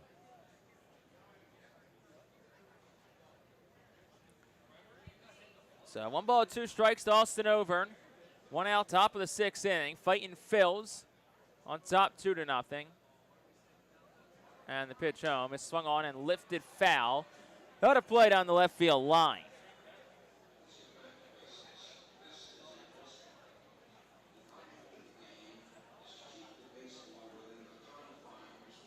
Overn is the Orioles' number 30th ranked prospect. Had a 250 mark on the homestand. Couple of homers, 4 runs driven in. 1-2, swing and a miss, struck him out. Overn chases a slider down in the dirt. Strikeout number 4 tonight for SD Benzone Jimenez. And with 2 outs, that'll bring Reed Trimble to the plate. Again, he hasn't given up a whole lot of base runners, but he's buckled down really nicely so far with those times when he's had a man on base. 71 pitches for Jimenez. We'll see if they try to push him another inning. He's in a great spot. I mean, if he can get out of this with limited damage here in terms of pitch count, First pitch to the lefty Trimble. He'll take it down. It's 1-0. Got to think they'd at least get him. I mean, there is some activity in the Phil's bullpen. Yeah, Tommy McCullum is throwing, so maybe it is going to just be 6. Yeah. And, I mean, you're at the point of the year where you have to start thinking about innings for some of these guys. Next pitch home is swung on, lifted into the air. Third base side, foul territory. DeMartini gives it a look, but it lands foul in the 67 club. And 6+ is where Jimenez has reached the peak of. So getting into the 7th inning would be uncharted territory for him. And again, it's only a 2-0 game at this point in time, and you don't want him to tire out, and all of a sudden you get yourself right back into a ball game. He did go into the 7th inning his last home start, though, against Akron. Went 6 2/3. The 1-1 is a bit outside, 2-1. They tried to get him through 7, but wheels started to fall off kind of towards the end there. And that's what I'm saying. You don't want to see him tire out. Right now it's just a 2-0 game. So 74 pitches for Jimenez. I think if he gets you through 6 in a 2-0 game. Pitch home is down, 3 balls and 1 strike. Pat him on the back, say, great night. We'll see you in 5 days. It's a quality start. Yep, see you on Sunday. We will see him on Sunday. Which is another reason why probably after 6, call it a night. Yeah, you're thinking he doesn't get that 6th day like most guys get. Correct. 3-1. Swung on and crushed deep in the right field, and that one is way out of here. That one's flirting with Route 61. A 2-run home run from Reed Trimble to tie this game up. His 8th home run of the season, and it's a 2-2 ball game. Well, left-handed hitters like the ball down, and that's exactly what Trimble got. It was about knee-high, maybe thigh-high, and he turned on it, and he did not miss it. Hit it a ton. Pineda didn't even bother to move in right field. There wasn't anybody who didn't know off the bat that ball was in orbit.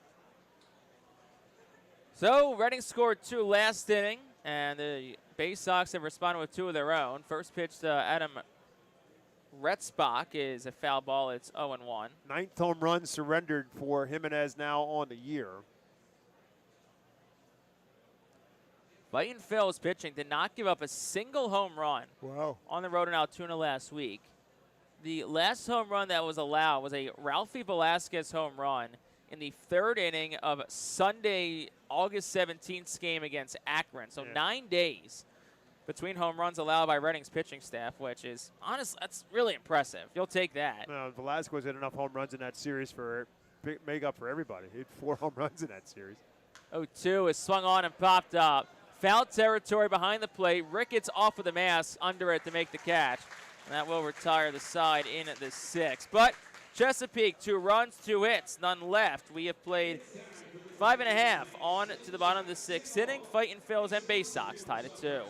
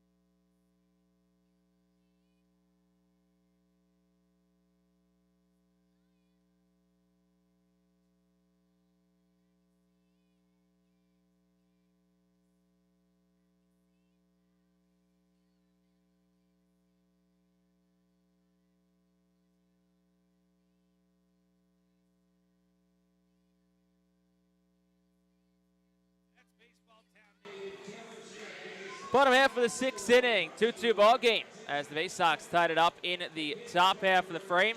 And a new pitcher is in for Chesapeake. It's the righty Alex Pham. Pham's making his 9th appearance of the season. He's 0-2 with a 3.48 earned run average. In 33 2/3 innings, he's given up 28 hits. He struck out 43. He's walked only 11. He's given up 4 home runs. Alex Pham in for Blake Money went 5 innings tonight, 4 hits, 2 runs, both earned, a walk and 8 strikeouts. And it'll be 5, 6, and 7 to appear in the frame for the Fightin' Phil, starting with Jose Rodriguez. So Pham, who's mostly been a starter, now working out of relief for the Baysox. And Jose Rodriguez, who's 0 for 2 tonight, will dig in from the right side. And the first pitch to him is down for a ball. It's 1-0. First time Pham has seen the Fightin' Phils this year. Last year he made 2 appearances against them, was 0-1 with a 6.14 earned run average. Both those games came as a starter from Pham, the 1-0. Rodriguez takes it outside. It's 2-0. Jose Rodriguez 0 for 2 tonight. He's popped out and he has struck out. Playing his first professional game in the outfield. 2-0 is swung on and a ground ball through the middle. That'll be a base hit for Jose Rodriguez. That'll bring Alex Pinellas to the plate. And let's give you our This Day in Baseball Town history update. August 26, 2007, 18 years ago today, Mike Costanzo went 2 for 4, 2 runs, 3 RBI. He had a 3-run home run off Beatty's salad sign above the pool pavilion in right field. And Carlos Carrasco gives up just 1 run on 6 hits in 7th inning as the Phils bomb playoff-bound Akron 11-1 in the season's final home game. Final home game on August 26th. That just sounds weird. First pitch to Pinellas is up. It's 1-0. As opposed to the September 14th for our home finale this season. I mean, even if we ended the week earlier at home, it would have been September 7th. So here's the 1-0 to Pinellas. He will take it, and it's 1 ball and 1 strike. Well, the minor leagues used to be over by Labor Day, and then that was when September 1st was call-up days, and minor leaguers were called up for the end of the season. The rosters would expand. Here's the 1-1, and Pinellas swings at a broken bat flare, shallow center. Bradfield darts in, and the center fielder makes the catch. That's out number 1 for Dylan Campbell. Also, it's actually funny, last week, me and a couple of the others in the press box, we just pulled up like an old RFL schedule, I don't know, maybe 2009. And obviously the big difference is 3-game series, 4-game series, but a lot less off days. Yeah. You're off every week now, so in essence, also true. That's what's stretching the season out 2 more weeks. Right, because you got every Monday's off. Before, you might have only had 1 off day a month, maybe 2. First pitch is going to be delayed as Alex Pham will throw over and Jose Rodriguez will head back in. They've also, I mean, AAA now goes even a week longer than AA. It's kind of staggered. A single A's end 1 week, then AA the next week, then AAA, and then the big leagues. Right. Next pitch is a ball. It's 1-0. And that also gives an opportunity for some players that get bumped up and have a couple of games at the end of the year at the next level up. I'm sure that last week of the season here, we'll see a few guys from Jersey Shore. And Campbell swings at the 1-0, and he fouls it back. It's 1-1. Tough night so far for Campbell. He's 0 for 2 with a couple of strikeouts. So he's probably glad that Blake Money is out of this ball game. Campbell was 5 for 24 last week at Altoona. They drive in 4.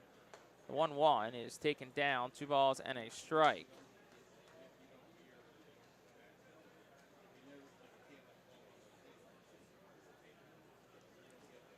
Campbell just 0-59 against Chesapeake this year, entering play tonight. So looking to turn that number around this week, the 2-1. He fouls it straight back. It's 2-2.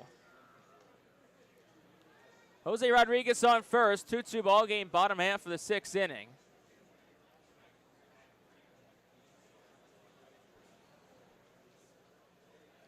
Slightly open stance from the right side for Campbell. He sports the high red socks, which meet the pinstripe pants to the knees. Next pitch down for a ball. Rodriguez takes off. Throw to second. Squirts away from the shortstop, Butterworth. You could say it's some butter on his glove right there. But Jose Rodriguez stays put at second. Stolen base number 5 for Rodriguez. And it puts a man in scoring position for the Phils. Yeah, it looked like the throw short hop the Butterworth a little bit. It did. And just as Rodriguez was coming in for the slide, but not quite far enough to get away that he could get up to go to third base. But again, runner in scoring position for the Phils here to try to get back up on top. 3-2 though, and it's a swing and a miss from Dylan Campbell. Third time he has struck out tonight. First for Pham, 9th overall for Chesapeake pitching tonight. Tommy McCullum still continuing to throw in the Phil's bullpen, so he's obviously going to come in for the 7th. Jimenez's night is over, but a good one. Despite the 2-run home run he gives up in the 6th, it's still a good night for Jimenez. First pitch, Nick Dunn is a strike. It's 1-0. Nick Dunn, a double his last time up to the right center field gap.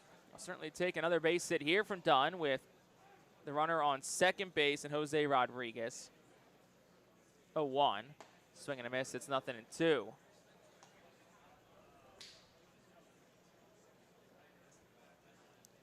Dunn 1 for 2 in total tonight, a run scored. 271 hitter, and this is 32nd game with the Fightin' Phils. And the 0-2 is swung on and sliced foul down the left field line and out of play. You're just joining us, Jake Starr, joined alongside by Bob McCool. Fightin' Phils 2 runs in the 5th. Baysox 2 in the top of the 6th. That's been all the scoring to account for tonight. Long look home from Alex Pham. He'll check Rodriguez and deal home. And Dunn swings a one-hop ground ball sharply hit to Josenberger at second. Plenty of time to throw on the first. It's in time. And that will retire the side into the 6th. It was hit hard, 102 off the bat, but unfortunately just right to the second baseman, Josenberger. So in the inning, no runs, 1 hit, and 1 man left for the Fightin' Phils. 2/3 the way home in this series opener from Baseball Town. On to the 7th, 2-2 is our score.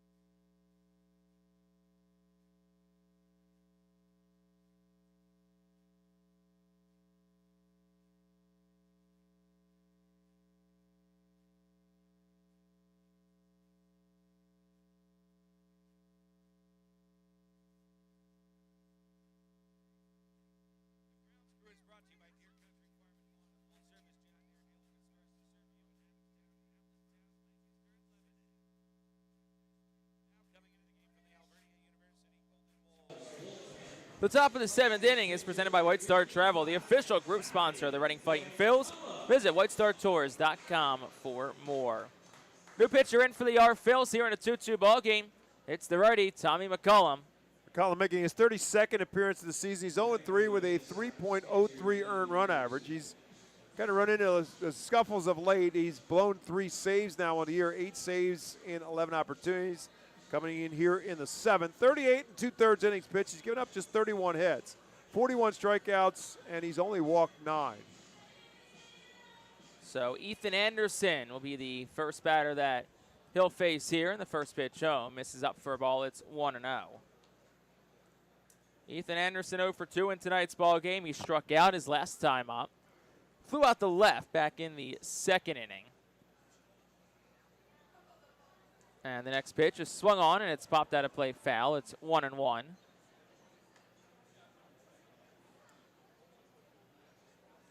Anderson was promoted from High A Aberdeen on Tuesday, so a week ago tonight. Hit .222 over his first week in Double A. 1-1 is swung on, lifted into the air towards shallow left. Over towards the line. Reyes races over, so does DeMartini. And it's out of everyone's reach on the warning track, and that's strike number 2. And unfortunately for Reyes, because of Anderson batting from the left-hand side, just playing him that much more towards the left center field gap, it was a long run for him to go get there. Nobody runs hard, nobody tries harder than Felix Reyes. A lot of people might run faster, but nobody tries harder than Reyes.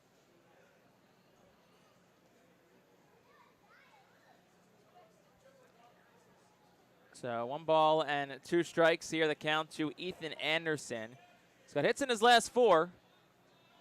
1-2, swinging a tapper, and a leaping grab by Tommy McCullum.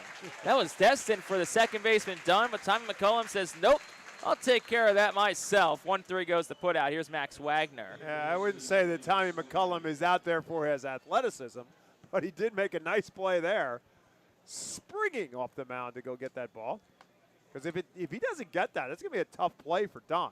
6 feet 5 inches is McCullum. Needed all 6'5" of his frame right there. And the first pitch to Wagner is a called strike. It's 0-1. Max Wagner 1 for 2 in tonight's ball game. He doubled his last time up. And here's the 0-1. Swing and a miss, 0-2. So a quality start tonight for SD Benzone Jimenez. 6 innings, 5 hits, 2 runs. Both were earned.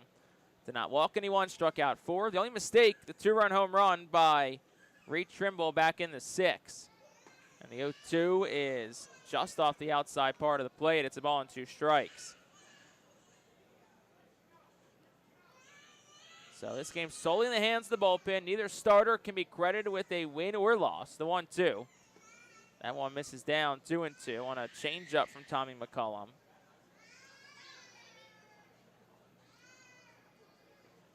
Wagner's had a strong year against the Fightin' Phils so far. He's 6 for 18. Let's go for a .333 average. He's doubled, hit a couple of home runs. He had a really good week when Reading went to Chesapeake back in mid-July. 2-2, misses upstairs. 3 balls, 2 strikes to Wagner. 5 RBI in that series between the two teams. That was the week that went into the All-Star break back in July. 3-2. Swinging a fly ball towards left. Reyes back into his right, and the left fielder makes the catch. That's out number 2. It was on a rope, 110 off the bat, but Felix Reyes able to make a nice grab in left, and that'll bring Doug Hodo to the plate. Yeah, unfortunate there for Wagner. He hit that ball on a rocket, but fortunately for the Fightin' Phils, for Reyes was right there. He had just range a couple feet to his right because that was a bullet. Would not have been high enough to get out, but it would have put a dent in the wall. So 2 outs for Hodo. First pitch to him is put up for a ball. It's 1-0. Quiet night for Douglas Hodo III. 0 for 2. 99th game. 208 hitter on the season. Pitch to him has been inside. 2 balls and no strikes. 382 over the season, though, was Hodo. 5 extra base hits, 6 runs driven in. And here's a 2-0. Swung on and driven. Left center field and deep. Reyes is back. He will look up, and it is off the top of the wall in left center. So it'll hold Hodo to a double. Couple feet away from being a home run, but if you're Reading, you'll take that result. Just a double. And now McCullum will go after Josenberger to try to keep this game tied in the 7th. Yeah, the Baysox have hit a couple balls that off the bat looked like they were going to go out, but they kind of died in left center field. And that ball was loud off the bat, and he thought that's going to be out too. But it hit midway up off the wall right in front of the bullpen. So for all intents and purposes, kind of fortunate that that was only a double because it sounded like it was going to be so much more. So Tavian Josenberger is in. He's 1 for 2 in tonight's game. Flew out the center his last time up. And the first pitch is a ball. It's 1-0. Josenberger homered in Sunday's game. It was his 4th of the year. Was the only run that the Baysox managed in their Sunday finale loss to Richmond. Ultimately split with the Flying Squirrels last week, the 1-0. Swinging a foul ball, tap straight down. It's 1-1.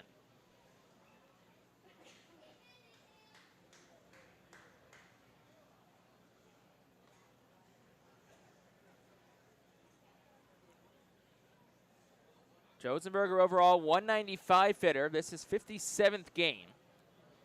Been hot as of late. 6-game hit streak, 12-game on base streak for Tavian Josenberger. 1-1 the count to the lefty. Here's the pitch. Swinging a ground ball, foul down the first baseline.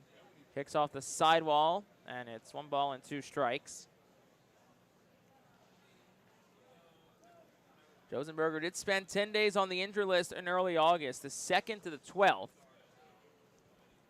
Also featured on SportsCenter, number 2 on the top 10 this year for a home run robbery on July the 29th. 1-2. Bit upstairs. 2 balls, 2 strikes. Josenberger 2 for 10 against the Fightin Phils this season. Was 1 for 8 in this series in Bowie. 17 pitches in this inning from McCollum. He'll step off, kind of reset himself.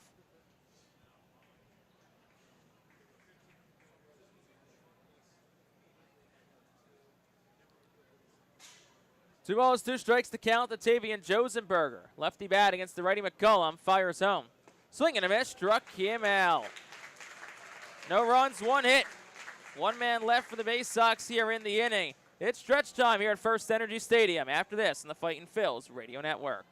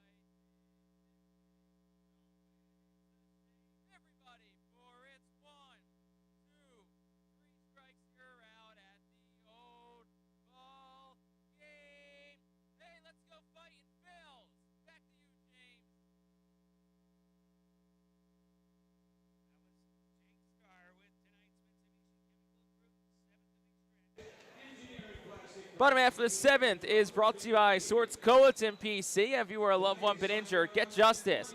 Call Swartz Culleton at 1-800-JUSTICE.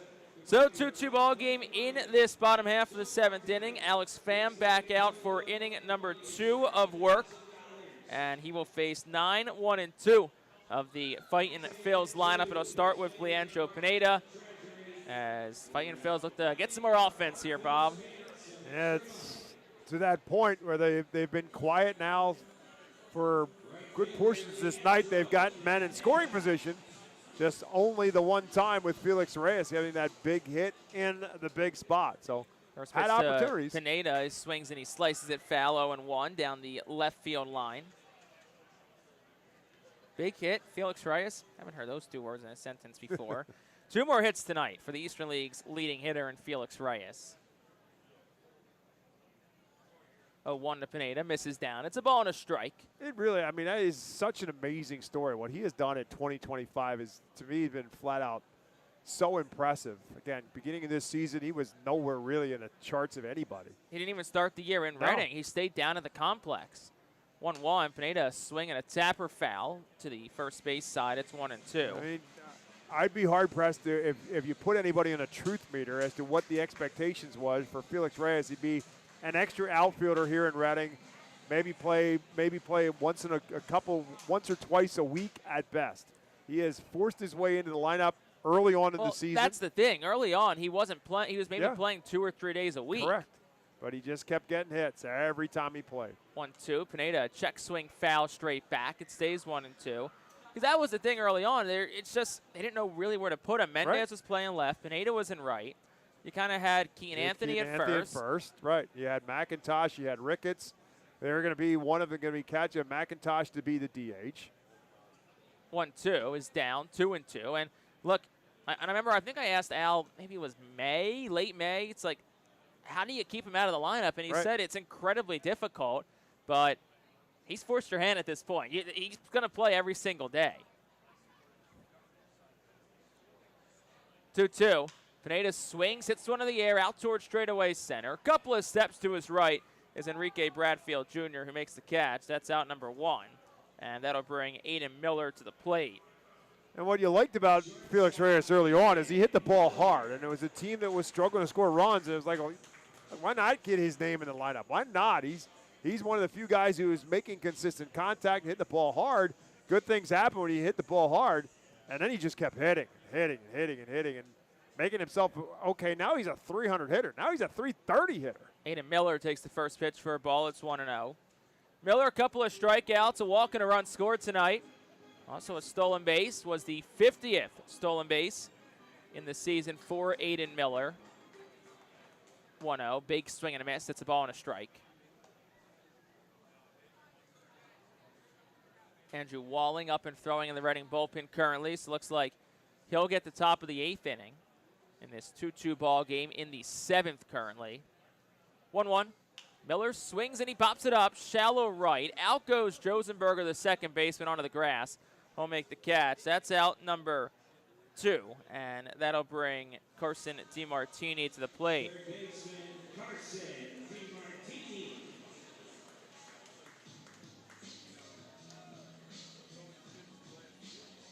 I mean, Bob, this game's kind of going down a course. It's going to come down to whoever has the next big swing could be the last big swing of the night. 2 outs for DiMartini, the pitch, and that's upstairs. Ball and no strikes. Sun completely set here. It is dry, thankfully. It's been dry for probably about an hour now. On what's a chilly, fall-like evening here in baseball town. 1-0, misses upstairs, 2-0. Yeah, temperatures highs in the 70s for the next couple of days, even to the weekend. 66 degrees currently. And even to the weekend, the highs only going up in the low 80s for Labor Day weekend. I don't hate it. 2-0. And that one is swung on, and that will fall for a base hit. Over to cut it off is Overn and right. Holds DiMartini to a single, but it's a 2-out single for DiMartini. And I think most importantly, brings Felix Reyes to the plate. Oh, we talked about the speed of Bradfield and Overn. Overn pretty much a center fielder by nature, but with Bradfield, one of them's got to move out of center field. And his speed kept that from being a double for DiMartini because he was able to cut it off. DiMartini was hustling and looking to try to maybe make 2 if Overn doesn't field that cleanly, but he did. 2 more hits tonight for Felix Reyes, who's up to 337 on the year. And DiMartini takes off. Pitch is a strike. Throw to second is also a strike. And Carson DiMartini has been thrown out trying to steal at second base. So that'll end the inning here in the 7th. No runs on a hit, but ultimately none left on base to the Fightin' Phils. Well, head of the 8th, Reading is tied with the Baysox 2-2.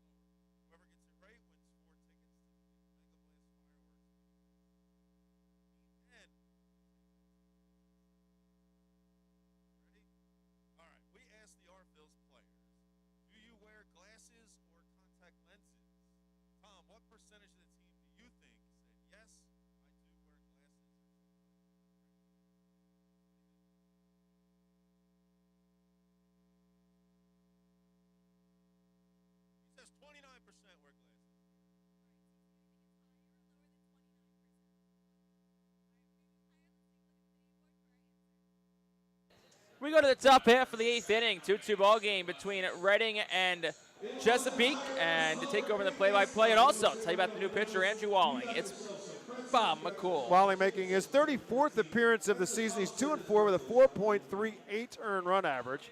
He has 7 holds in this season so far. That's kind of what his situation is right now. He also has 5 saves in 7 opportunities. 37 innings pitched. He's given up 29 hits, 39 strikeouts, 17 walks. He's only given up 1 home run on the season. So that's his job right now, is to try to hold the Baysox down while the Phils and Baysox are tied 2-2. 2 runs, 6 hits, and no errors for both sides as the Baysox come to plate here in the top half of the 8th inning. It'll be the bottom of the order. Brandon Butterworth, who leads off, and again, first pitch swinging. Butterworth the tapper to third. DiMartini up with it, and just in time to get Butterworth hustling down the first baseline. And 1 pitch, 1 out. That is the 3rd time in this ball game that the Fightin' Phils pitchers have gotten one pitch, one out with the first batter of the inning. It happened in the second, and it happened in the third for Esteban Jimenez, who pitched really well through the first 6 innings. Tommy McCullum pitches the 7th, and now here's Walling in the 8th. At the top of the order, and Enrique Bradfield at the plate for the Baysox. Bradfield takes one for a ball. Pitch down low. He's 0 for 3 on the night with a strikeout and a couple of groundouts back to the pitcher's mound. And the 1-0 pitch to the left-hand hitter is a changeup that misses inside. It's 2-0.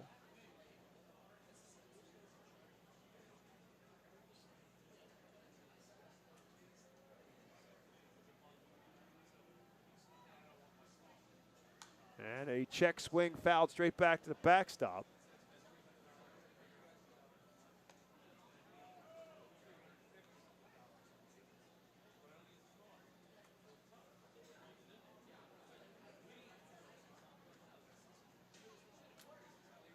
Everybody's pitched in this game, pitched pretty well and under control. As I say that, Walling just threw one to the backstop as it gets right by us. Ricketts and all the way to the backstop.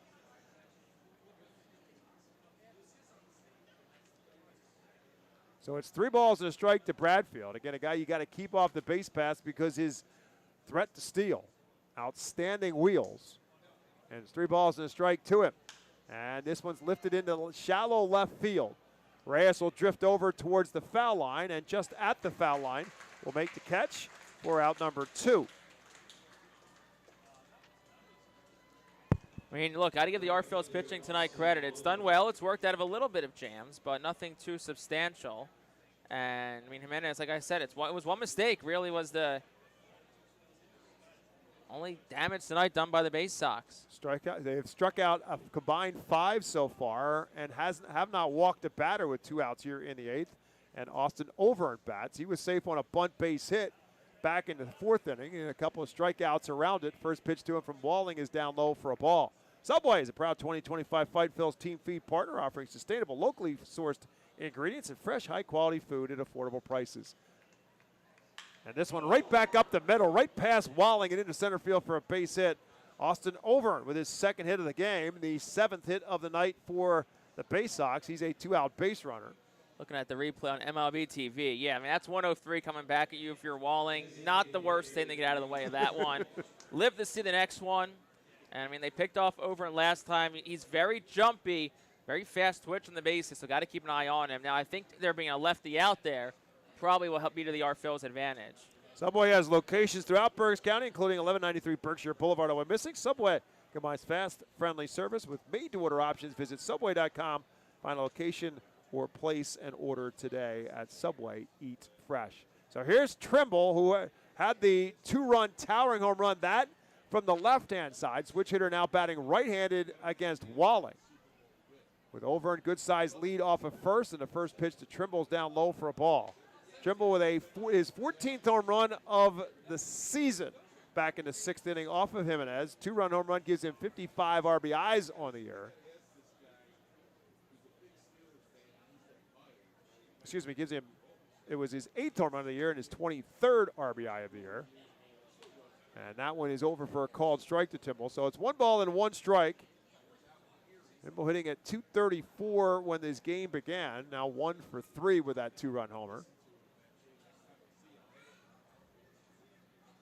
Overn starting to lean a little bit at first. Does not go anywhere as Trimble beats that one off his foot at the plate.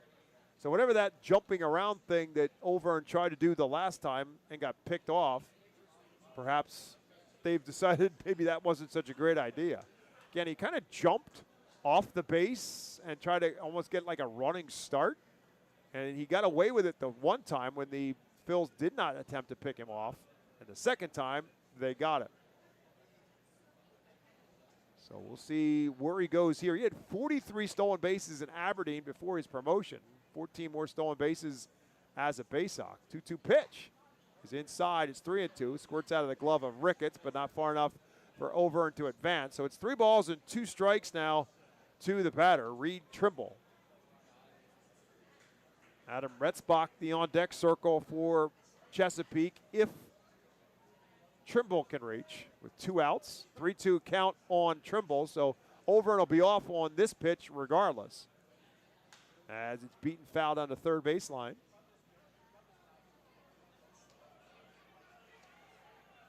Also just doing some more digging right now. Aiden Miller now tied for 7th in the single season stolen base leaders all time. 5th is 55, so I think that's definitely very much within reach that he can finish this year top 5 all time. So we'll try this again. Walling the pitcher, Trimble the batter, over in the runner at first with 2 outs and 3 balls and 2 strikes on the batter. Line in the left center field. That's going to fall for a base hit. Rodriguez over to try to cut it off, and he'll back it up against the wall. Over and with that great speed will come around and score easily on a stand-up RBI double. Reed Trimble does it again. He's driven all 3 runs for Chesapeake tonight. Yeah, Reed Trimble's having himself a great night, and as soon as that one got into the gap, there was really no chance to get over, and he's just way too quick, and he came speeding around the bases there. So now Trimble's in scoring position with 2 outs. The Baysox have the lead here in the 8th at 3-2. And here's Adam Retzbach. He's 0 for 3 so far on the night. 53 RBIs on the year, however, for the Chesapeake cleanup hitter.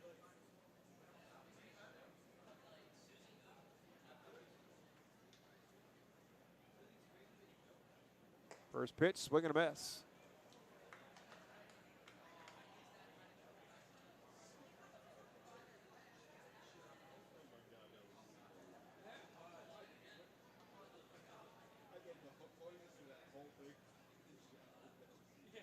Walling takes a look back at second, comes to the plate, 0-1, and that's over for a called strike 2.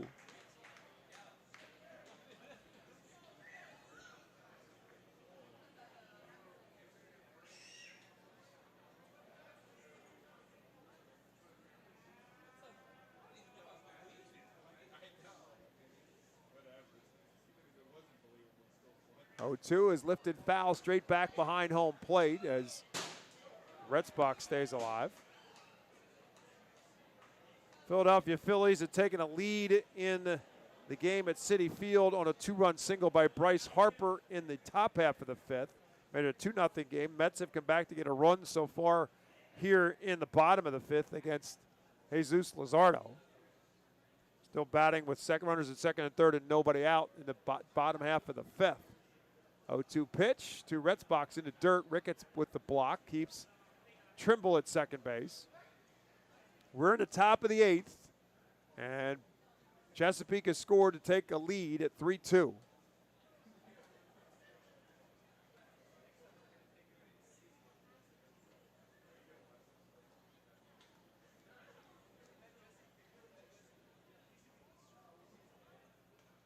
Walling back to second, and now to home plate, and it's down low. It's 2-2.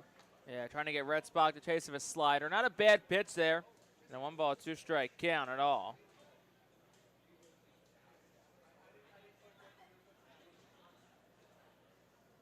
Walling with a long look in at Ricketts.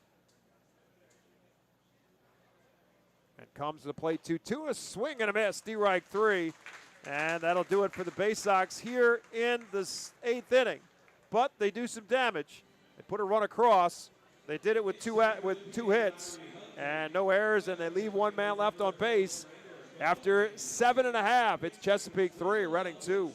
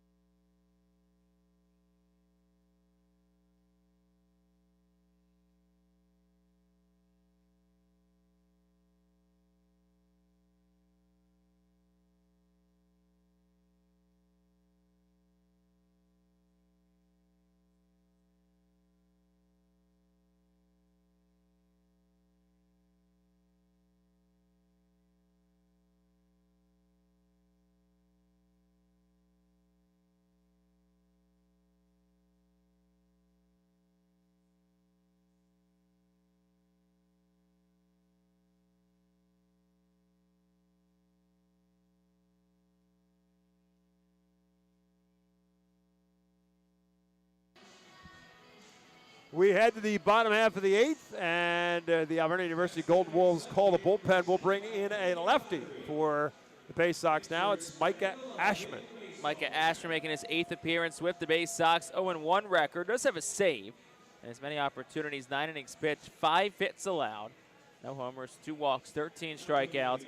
Opponents 161 against Ashman this season. He will face 3, 4, and 5 due up for the Fightins here in the 8th, now trailing by a run at 3-2. Felix Reyes, Caleb Ricketts, and Jose Rodriguez are your batters. Talked about the presence of Felix Reyes on this baseball team, and that's a good time for us to take a look at our Fight Phil's team leaders presented by Army National Guard. Felix Reyes is just that in so many categories. Got his team leading 28th double earlier tonight. And of course, he is leading the team in hitting, leading everybody in hitting with his 2 for 3 tonight. Batting average now up to .337 on the season. And now a conversation between pitcher Anderson and the new pitcher Ashman. It's just a reconfiguring of what the signs were, I presume.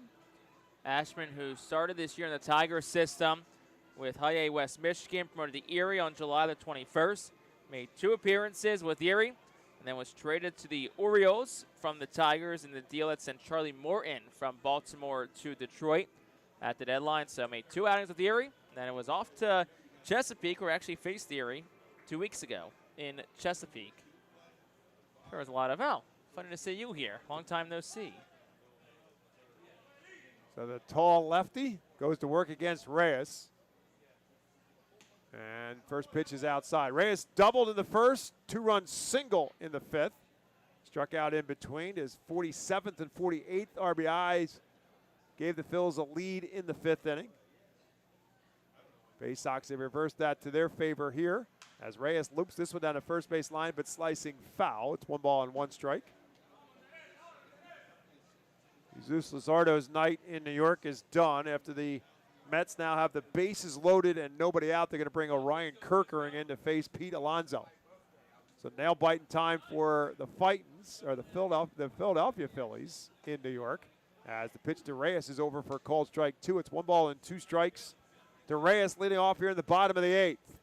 Yeah, that's very much, this is what you would probably do in a playoff situation. That's how Rob Thompson's treating it, bringing in Orion Kirkering, no outs in the 5th with the bases loaded, burning one of his best arms. 1-2 pitch, chopper towards second. Josenberger will back up a little bit, plenty of time at first base for out number 1. Reyes is retired. They'll bring up Caleb Ricketts. Ricketts 0 for 2. He did walk back in the first inning. And with that, Pete Alonso doubles to greet Kirkering, and the Mets just took the lead. So the troubles for the Phillies in Citi Field continue. They've lost 8 in a row, including the playoffs last year, to the Mets in New York, as Ricketts bats with 1 out here in the bottom of the 8th. And the first pitch to him is over for a called strike 1. People below us, I think, just also saw the same thing. Lefty on lefty matchup here. As Ashman comes to plate with a breaking ball that Ricketts takes inside for a ball. It's 1 ball and 1 strike. Ricketts' 13-game hitting streak hanging the balance right here. 0 for 2 tonight. Did walk, so he's up to a 14-game on-base streak, but you'd love to keep this line rolling here. And he will, as he loops that one over the head of Retzbach, the first baseman, into right field for a base hit. So the Phils get the tying run now on the bases with 1 out, and Jose Rodriguez at the plate. Well, there it is. 14-game hitting streak for Ricketts, the longest that an RFL has had this year. And now let's see if the RFLs can do some damage here.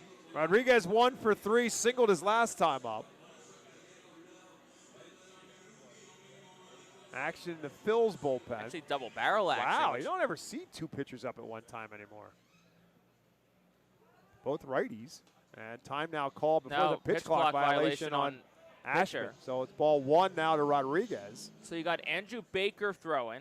You got Andrew Bechtold throwing. Baker presumably if Reading is still trailing. Bechtold if they tie or take the lead is my assumption here. It's 1 ball and no strikes on that pitch clock violation out of Rodriguez, who swings at the first pitch he sees from Ashman and fouls it out of play. So it's 1-1 now to Jose Rodriguez. Again, 3-2 is our score. Baysox have the lead. Fightins have a runner at first base and 1 out. And another foul out by Rodriguez off the end of his bat. It's 1 ball and 2 strikes. Rodriguez hit so far tonight. He had a good week last week. Had a handful of big hits. Had a couple of 3-hit games. Last Friday had 3 hits, a double, and 2 runs driven in.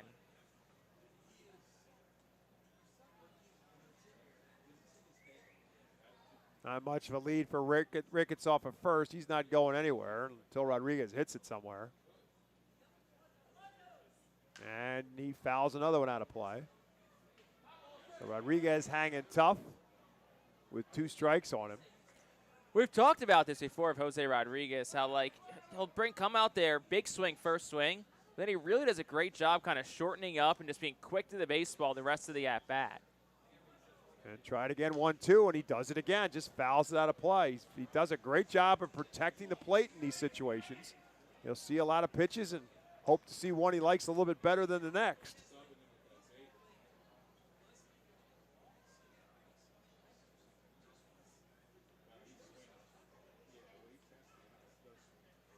One-two pitch is chopped towards short. Butterworth flips to second for 1. The relay's not going to be in time. It gets away, but not far enough away for Rodriguez to advance. So it'll be a fielder's choice on the force out. 6-4 on the play. Rodriguez safe at first. I don't even think a good throw gets him there. Nah. He's too quick. And, I mean, wasn't hit hard. It was kind of hit to the backhand side of Butterworth at short. So he does the right thing there. He gets the lead runner in Caleb Ricketts. Now that'll bring Alex Pinellas to the plate, who does have a hit tonight. Singled his first time up. Struck out and flew out to center field his other 2 plate appearances. So 1 for 3 with Rodriguez now at first base and 2 outs. He did steal a bases last time he got on board.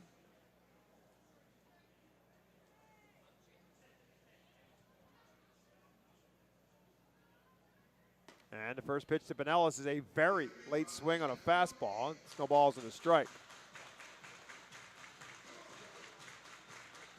Not hit a home run since August the 1st at Hartford. He's got 6 in total this year.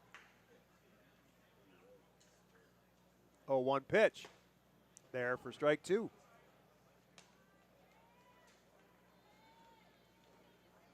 Back-to-back fastballs from Ashman. And he quickly gets ahead of Pinellas. No balls and 2 strikes. Again, lefty on lefty matchup here.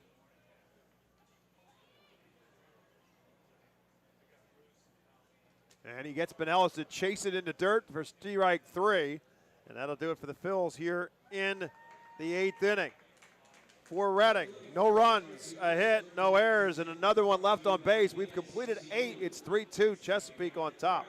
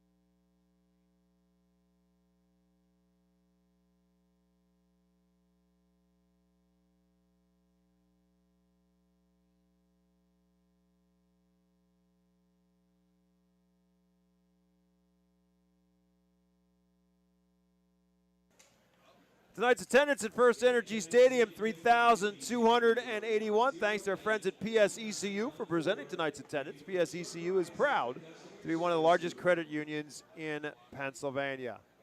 And so another pitcher into the game from the Alberta University Golden Wolves bullpen, the right-hander Andrew Baker back out there for the Fightin' Phils. 9th appearance for Baker in Double-A this year. He has spent most of the year with high-A Jersey Shore.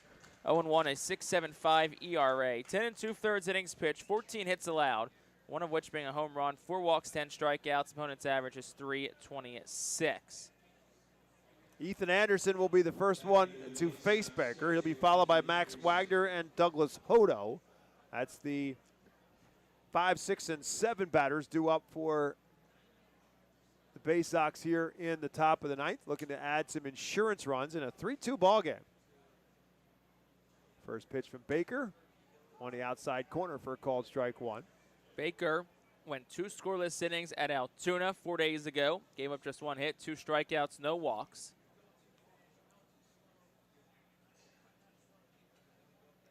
Oh, 1 pitch.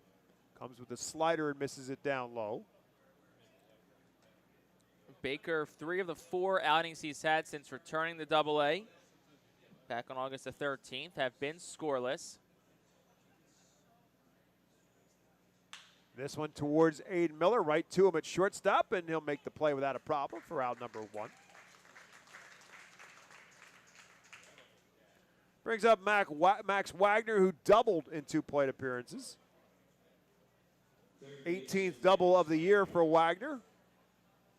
Coming back in the 5th inning.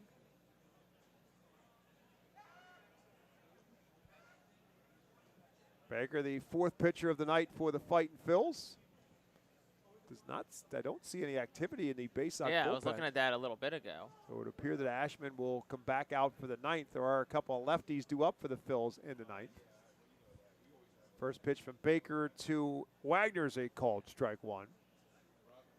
And now back with the 0-1 pitch. That's on a hop towards Martini. Backhanded, it went off his glove and will trickle down the third baseline. Wagner's didn't see it right away, and so he'll end up staying at first base. First base coach Calvin Christensen was trying to point Wagner that he could have taken second on it, but Wagner, thinking he's just trying to beat the ball out, kind of was headed north-south and not east-west. So Wagner's safe at first. We'll see how they call it. Yeah, I mean, it was hit hard. It was 109 off the bat to the backhand side of Carson DiMartini. Nothing quite yet put on the scoreboard in terms of hit or error, and it is going to be a base hit, which I think is the right call. So that'll bring up Hodo. Hodo's got a double in 3 plate appearances. And he swings at the first pitch and chases one away. It's no balls and a strike. Might notice Andrew Baker working a cutter. That's a newer pitch for him, something he's worked on this year. Fastball, cutter, slider for Baker. Pickoff attempt. And no problem for Wagner to dive back in.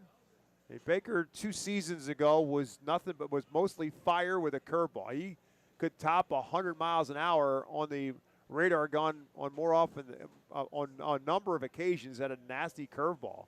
0-1 pitch, swing and a miss. That cutter does look really, really good. And I actually had a chance to talk to him in Altoona the other day for a little bit. You know, he just telling me how just good he feels. Feels like he's finally got himself in a really good place, mentally and physically on the mound.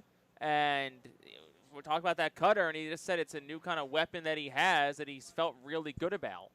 Yeah, I mean, the fastball, again, he's still in the 95, 96 range, but a little bit more in the arsenal now. 0-2 pitch coming.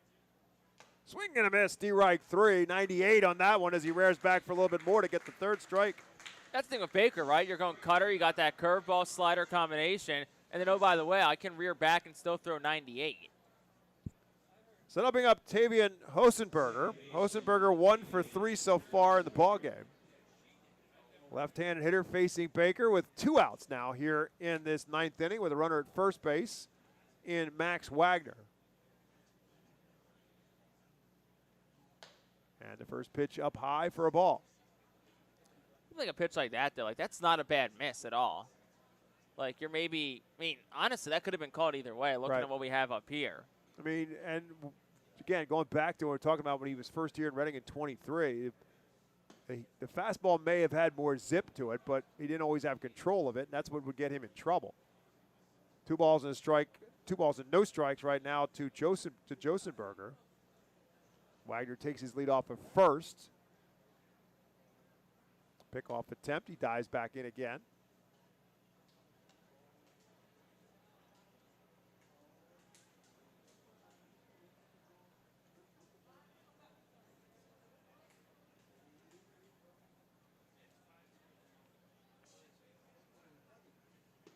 And the 2-0 pitch is down low. Now it's 3 balls and no strikes. Phils will have 7, 8, and 9 due up in the bottom half of the 9th inning. Right now trailing by a run. Baker trying to keep it at that. 3-0 pitch. It's up and in, ball 4. So the first walk surrendered tonight by the Phils pitching. Comes with 2 outs here in the 9th inning. And I'll bring up the 9-hole hitter and Brandon Butterworth. It's a very welcome sight, though, that it took to the 9th inning to get your first walk. The staff issued 8 walks over 5 innings on Sunday night. Mountain visit here if the 9-hitter up. But I think the message might be, hey, like, just go after him here. We don't want to get back to the speed up top. I know Bradfield's over for 4, but you still don't want to have to go after him. Butterworth singled and scored his last time up. Head of the 2-run home run from Reed Tribble. Tribble drove in the other run for the Baysox as well with a double in the 8th. Felix Reyes driving into 2 runs for the Phils back in the 5th inning. So conversation between Ricketts and Baker completes. Butterworth into the batter's box from the right-hand side. 2 on, 2 out. Swing and a miss. There's the cutter again.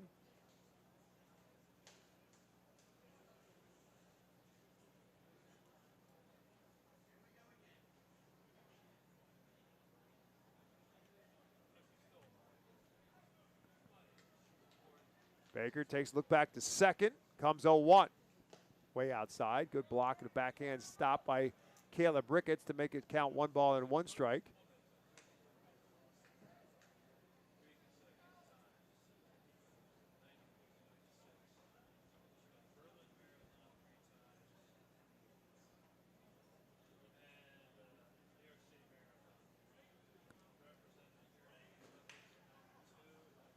One pitch.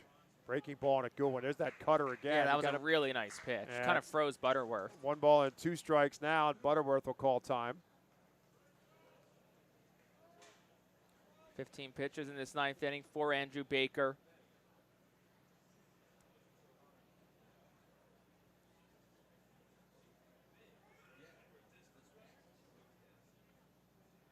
So 1-2 to Butterworth. Drives this one into the gap in right center field. It's well hit. Rodriguez on a long run will reach up and make the catch. No, he could not hold on. Hit off the wall, and 2 runs will score. Rodriguez, I think, got his glove on it, but could not hold it. It'll be a double for Butterworth. 2 more runs come across. It's now a 5-2 Chesapeake ball game. Yeah, we have the replay here, and I think he just missed it or it hit off the wall. That was definitely a close play. Looked like he reached the glove out to get it, and I thought maybe he had it, but then ultimately saw it laying on the ground. So again, I don't know if he never really got it in the grasp of the glove or the contact with the wall.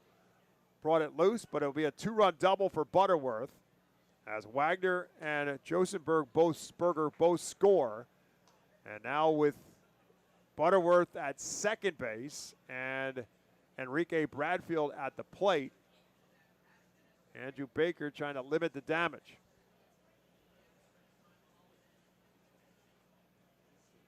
Pitch on the inside corner for a called strike 1. So the double by Butterworth is 4th as a member of the Baysox, his 10th and 11th RBI since being called up.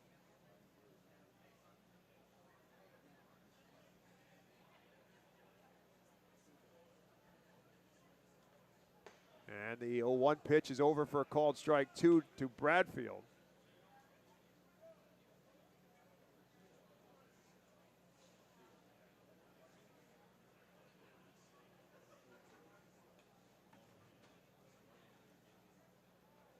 Now time is called by the batter. And it has began to rain again. That's the 4th different rain shower we've had in this ball game.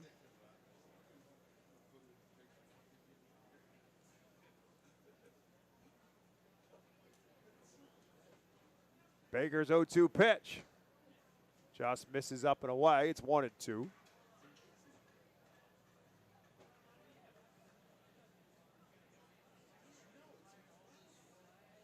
So 2 balls and 2 strikes now to the leadoff hitter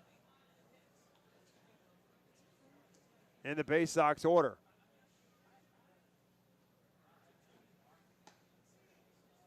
Just missed again. Baker started to head to the dugout. Caleb Ricketts was ready to head there as well.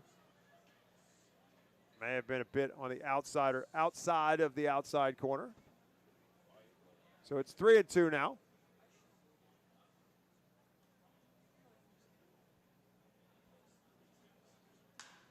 So in the center field, Rodriguez will have an easy play here for the 3rd and final out. But more damage done by Chesapeake here in the 9th. They put 2 runs across.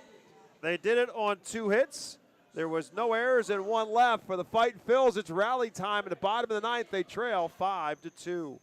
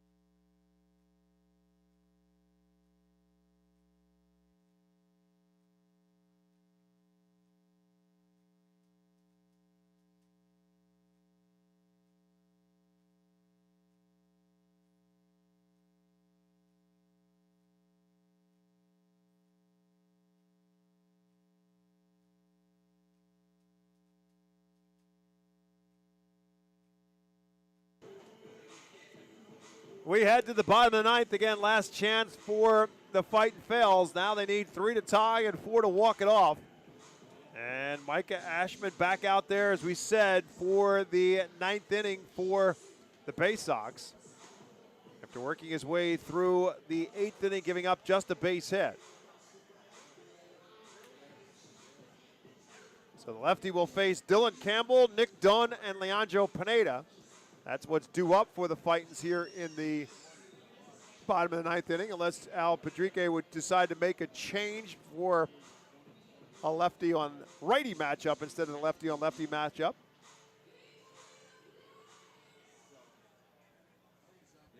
Campbell 0 for 3 so far on the night. It's not been a good night for Dylan Campbell, the designated hitter, 0 for 3 with 3 strikeouts.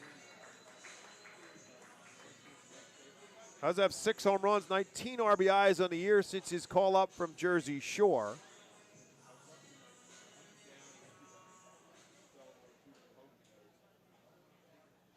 First pitch to him here is over in the outside corner for a called strike 1.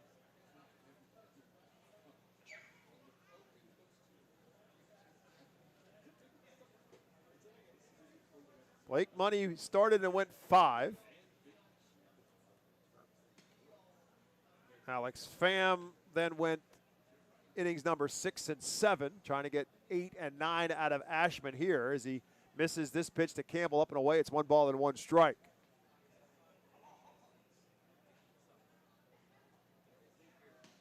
And outside, it's 2 and 1.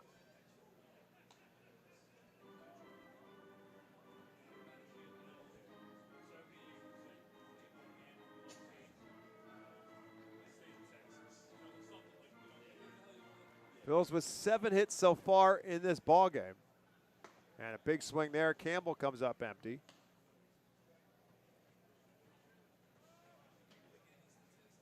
And now he'll call timeout with the count 2 balls and 2 strikes.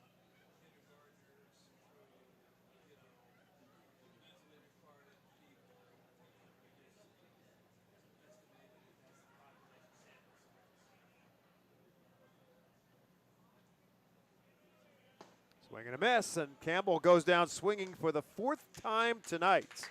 1 out here in the 9th. Second strikeout for Ashman. Brings up Nick Dunn. Dunn 1 for 3 with a double and scored a run ahead of the base hit for Felix Reyes. It's been the only RBIs for the Phils tonight.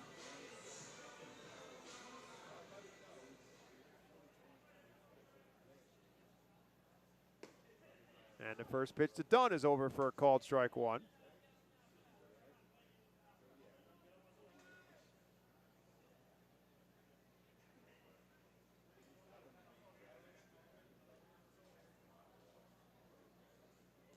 Bounced that one up there. Center fielder Enrique Bradfield can run very, very fast. But he's very shallow and actually cheating Nick Dunn a little bit towards the left field side of the second base bag after Dunn hit one in the gap for his double back in the 5th inning. Very interesting placement of the center fielder in Bradford with the left hand hitting Dunn at the plate. 1 ball and 1 strike. Beats this one foul down the first base line. Of course, this is lefty on lefty matchup, and maybe Chesapeake sees Dunn more hitting the other way against lefties.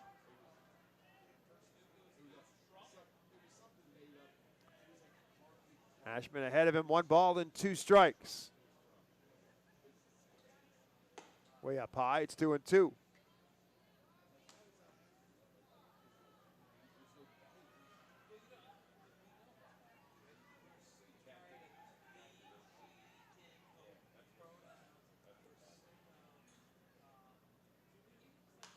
Lifts this one foul and out of play. It stays 2-2. Alejandro Pineda is in the on-deck circle for the Fightins. But perhaps maybe we might see a Paul McIntosh, but maybe saving him in the event of runners on base. 2-2 pitch. It's lifted foul back in our direction again.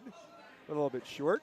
Dang, I was hoping for a good kickoff. Yeah, that one had a little loft to it. That's a good one to get back up here. I need some good loft, maybe a kick off the gravel. Shoots right off the odds. I don't want a screamer like that one that hit the service booth earlier. It broke the glass. So it stays 2-2 to Nick Dunn. This one lifted in the right side, but just soft enough that the first baseman Adam Retzbach can get over there and squeeze it for out number 2. A little humpback liner off the bat of Nick Dunn for the second out here. And that'll put it all right now on the shoulders of Leandro Pineda to keep this alive for the Phils. Pineda 0 for 2 on the night, was hit by a pitch back in the 2nd inning.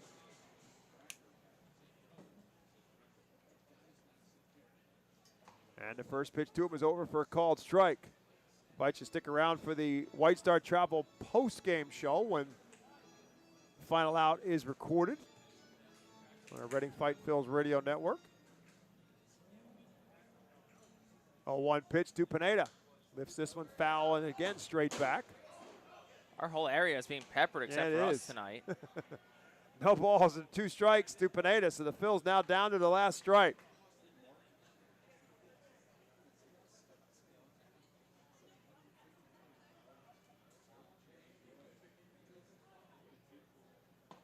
Breaking ball just missed outside. It's 1-2.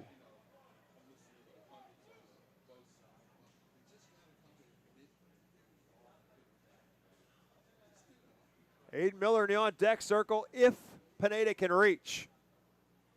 Ashman comes 1-2. And that misses down low. It's 2-2. So Pineda being patient, not chasing. Trying to get him to chase outside the strike zone with 2 strikes.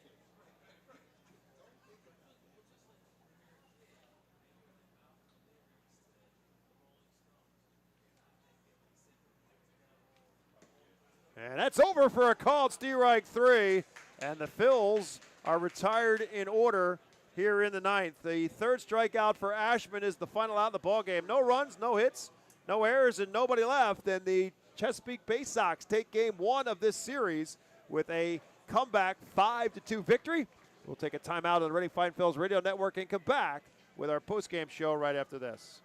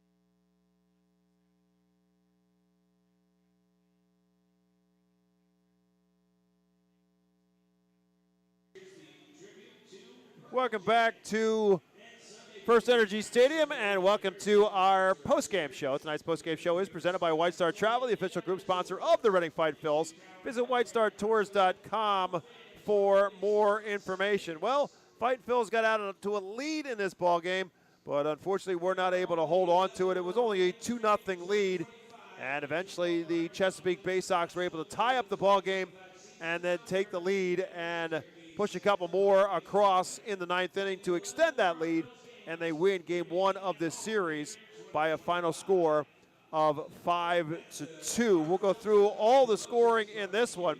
It's a very well-pitched game by the two starters in this game. Blake Money for the Baysox and Estebanzon Jimenez for the Fightin Phils, as we were scoreless through the first 4 innings. And really a nice job by both starters in this game. Money was in trouble on a number of occasions, but the Phils just couldn't come up with a big hit. And then finally that changed when we got to the 5th inning. And Nick Dunn got it started with a double. And then after a fly out to Leandro Pineda, Aiden Miller walked. A wild pitch had sent Nick Dunn to third base. And with runners at first and third, Aiden Miller took off for the stolen base.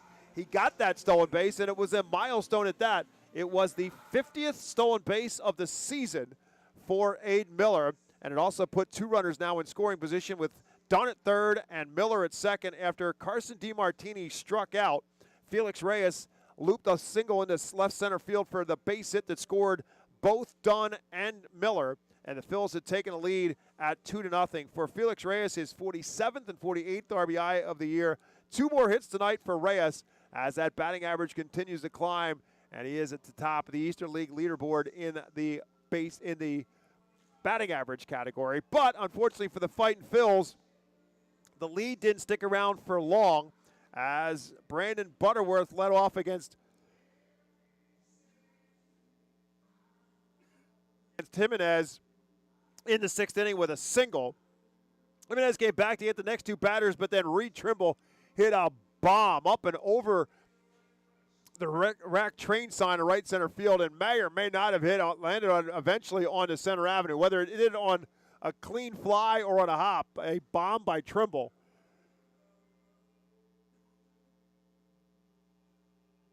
Put the Baysox even at 2-2.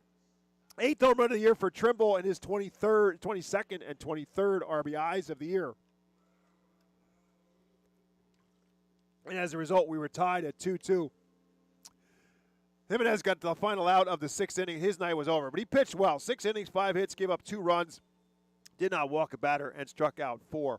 It stayed 2-2 right up until the 8th inning. Andrew Walling was in to pitch for the Fightin Phils, and after getting the first 2 batters, Austin Overn got a base hit, and then Reed Trimble again at the plate hit a line drive in the gap just outside the outstretched glove of Jose Rodriguez, and with Overn outstanding speed at first base, he was able to score. So Trimble with all 3 RBIs on the night at that point, and the Baysox had the lead at 3-2.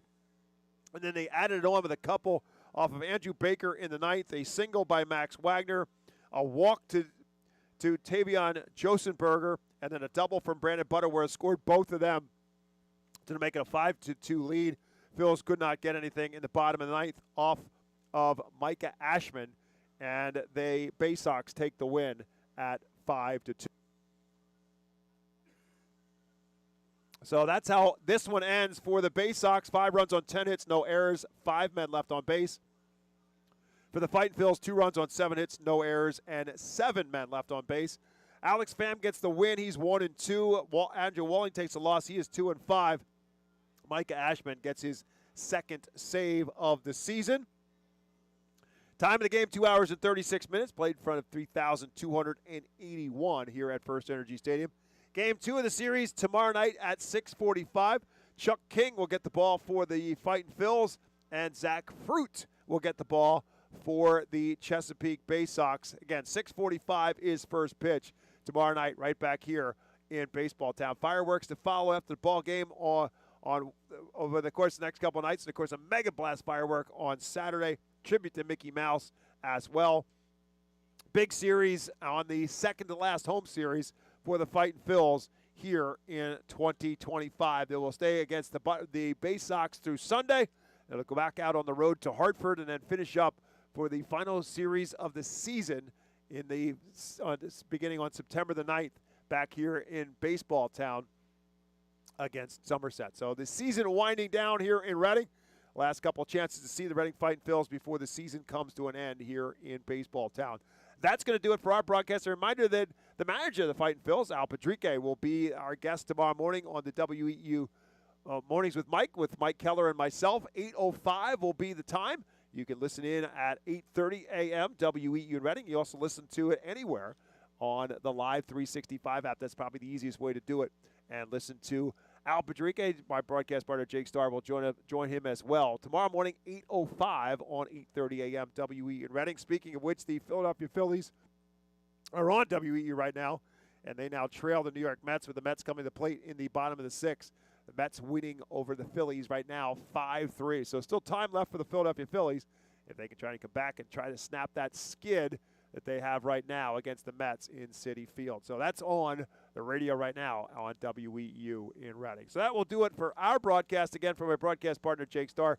My name is Bob McCool. With the win, Chesapeake goes to 20-32 now in the second half, and the Fightin Phils fall to 22-30 in half number 2.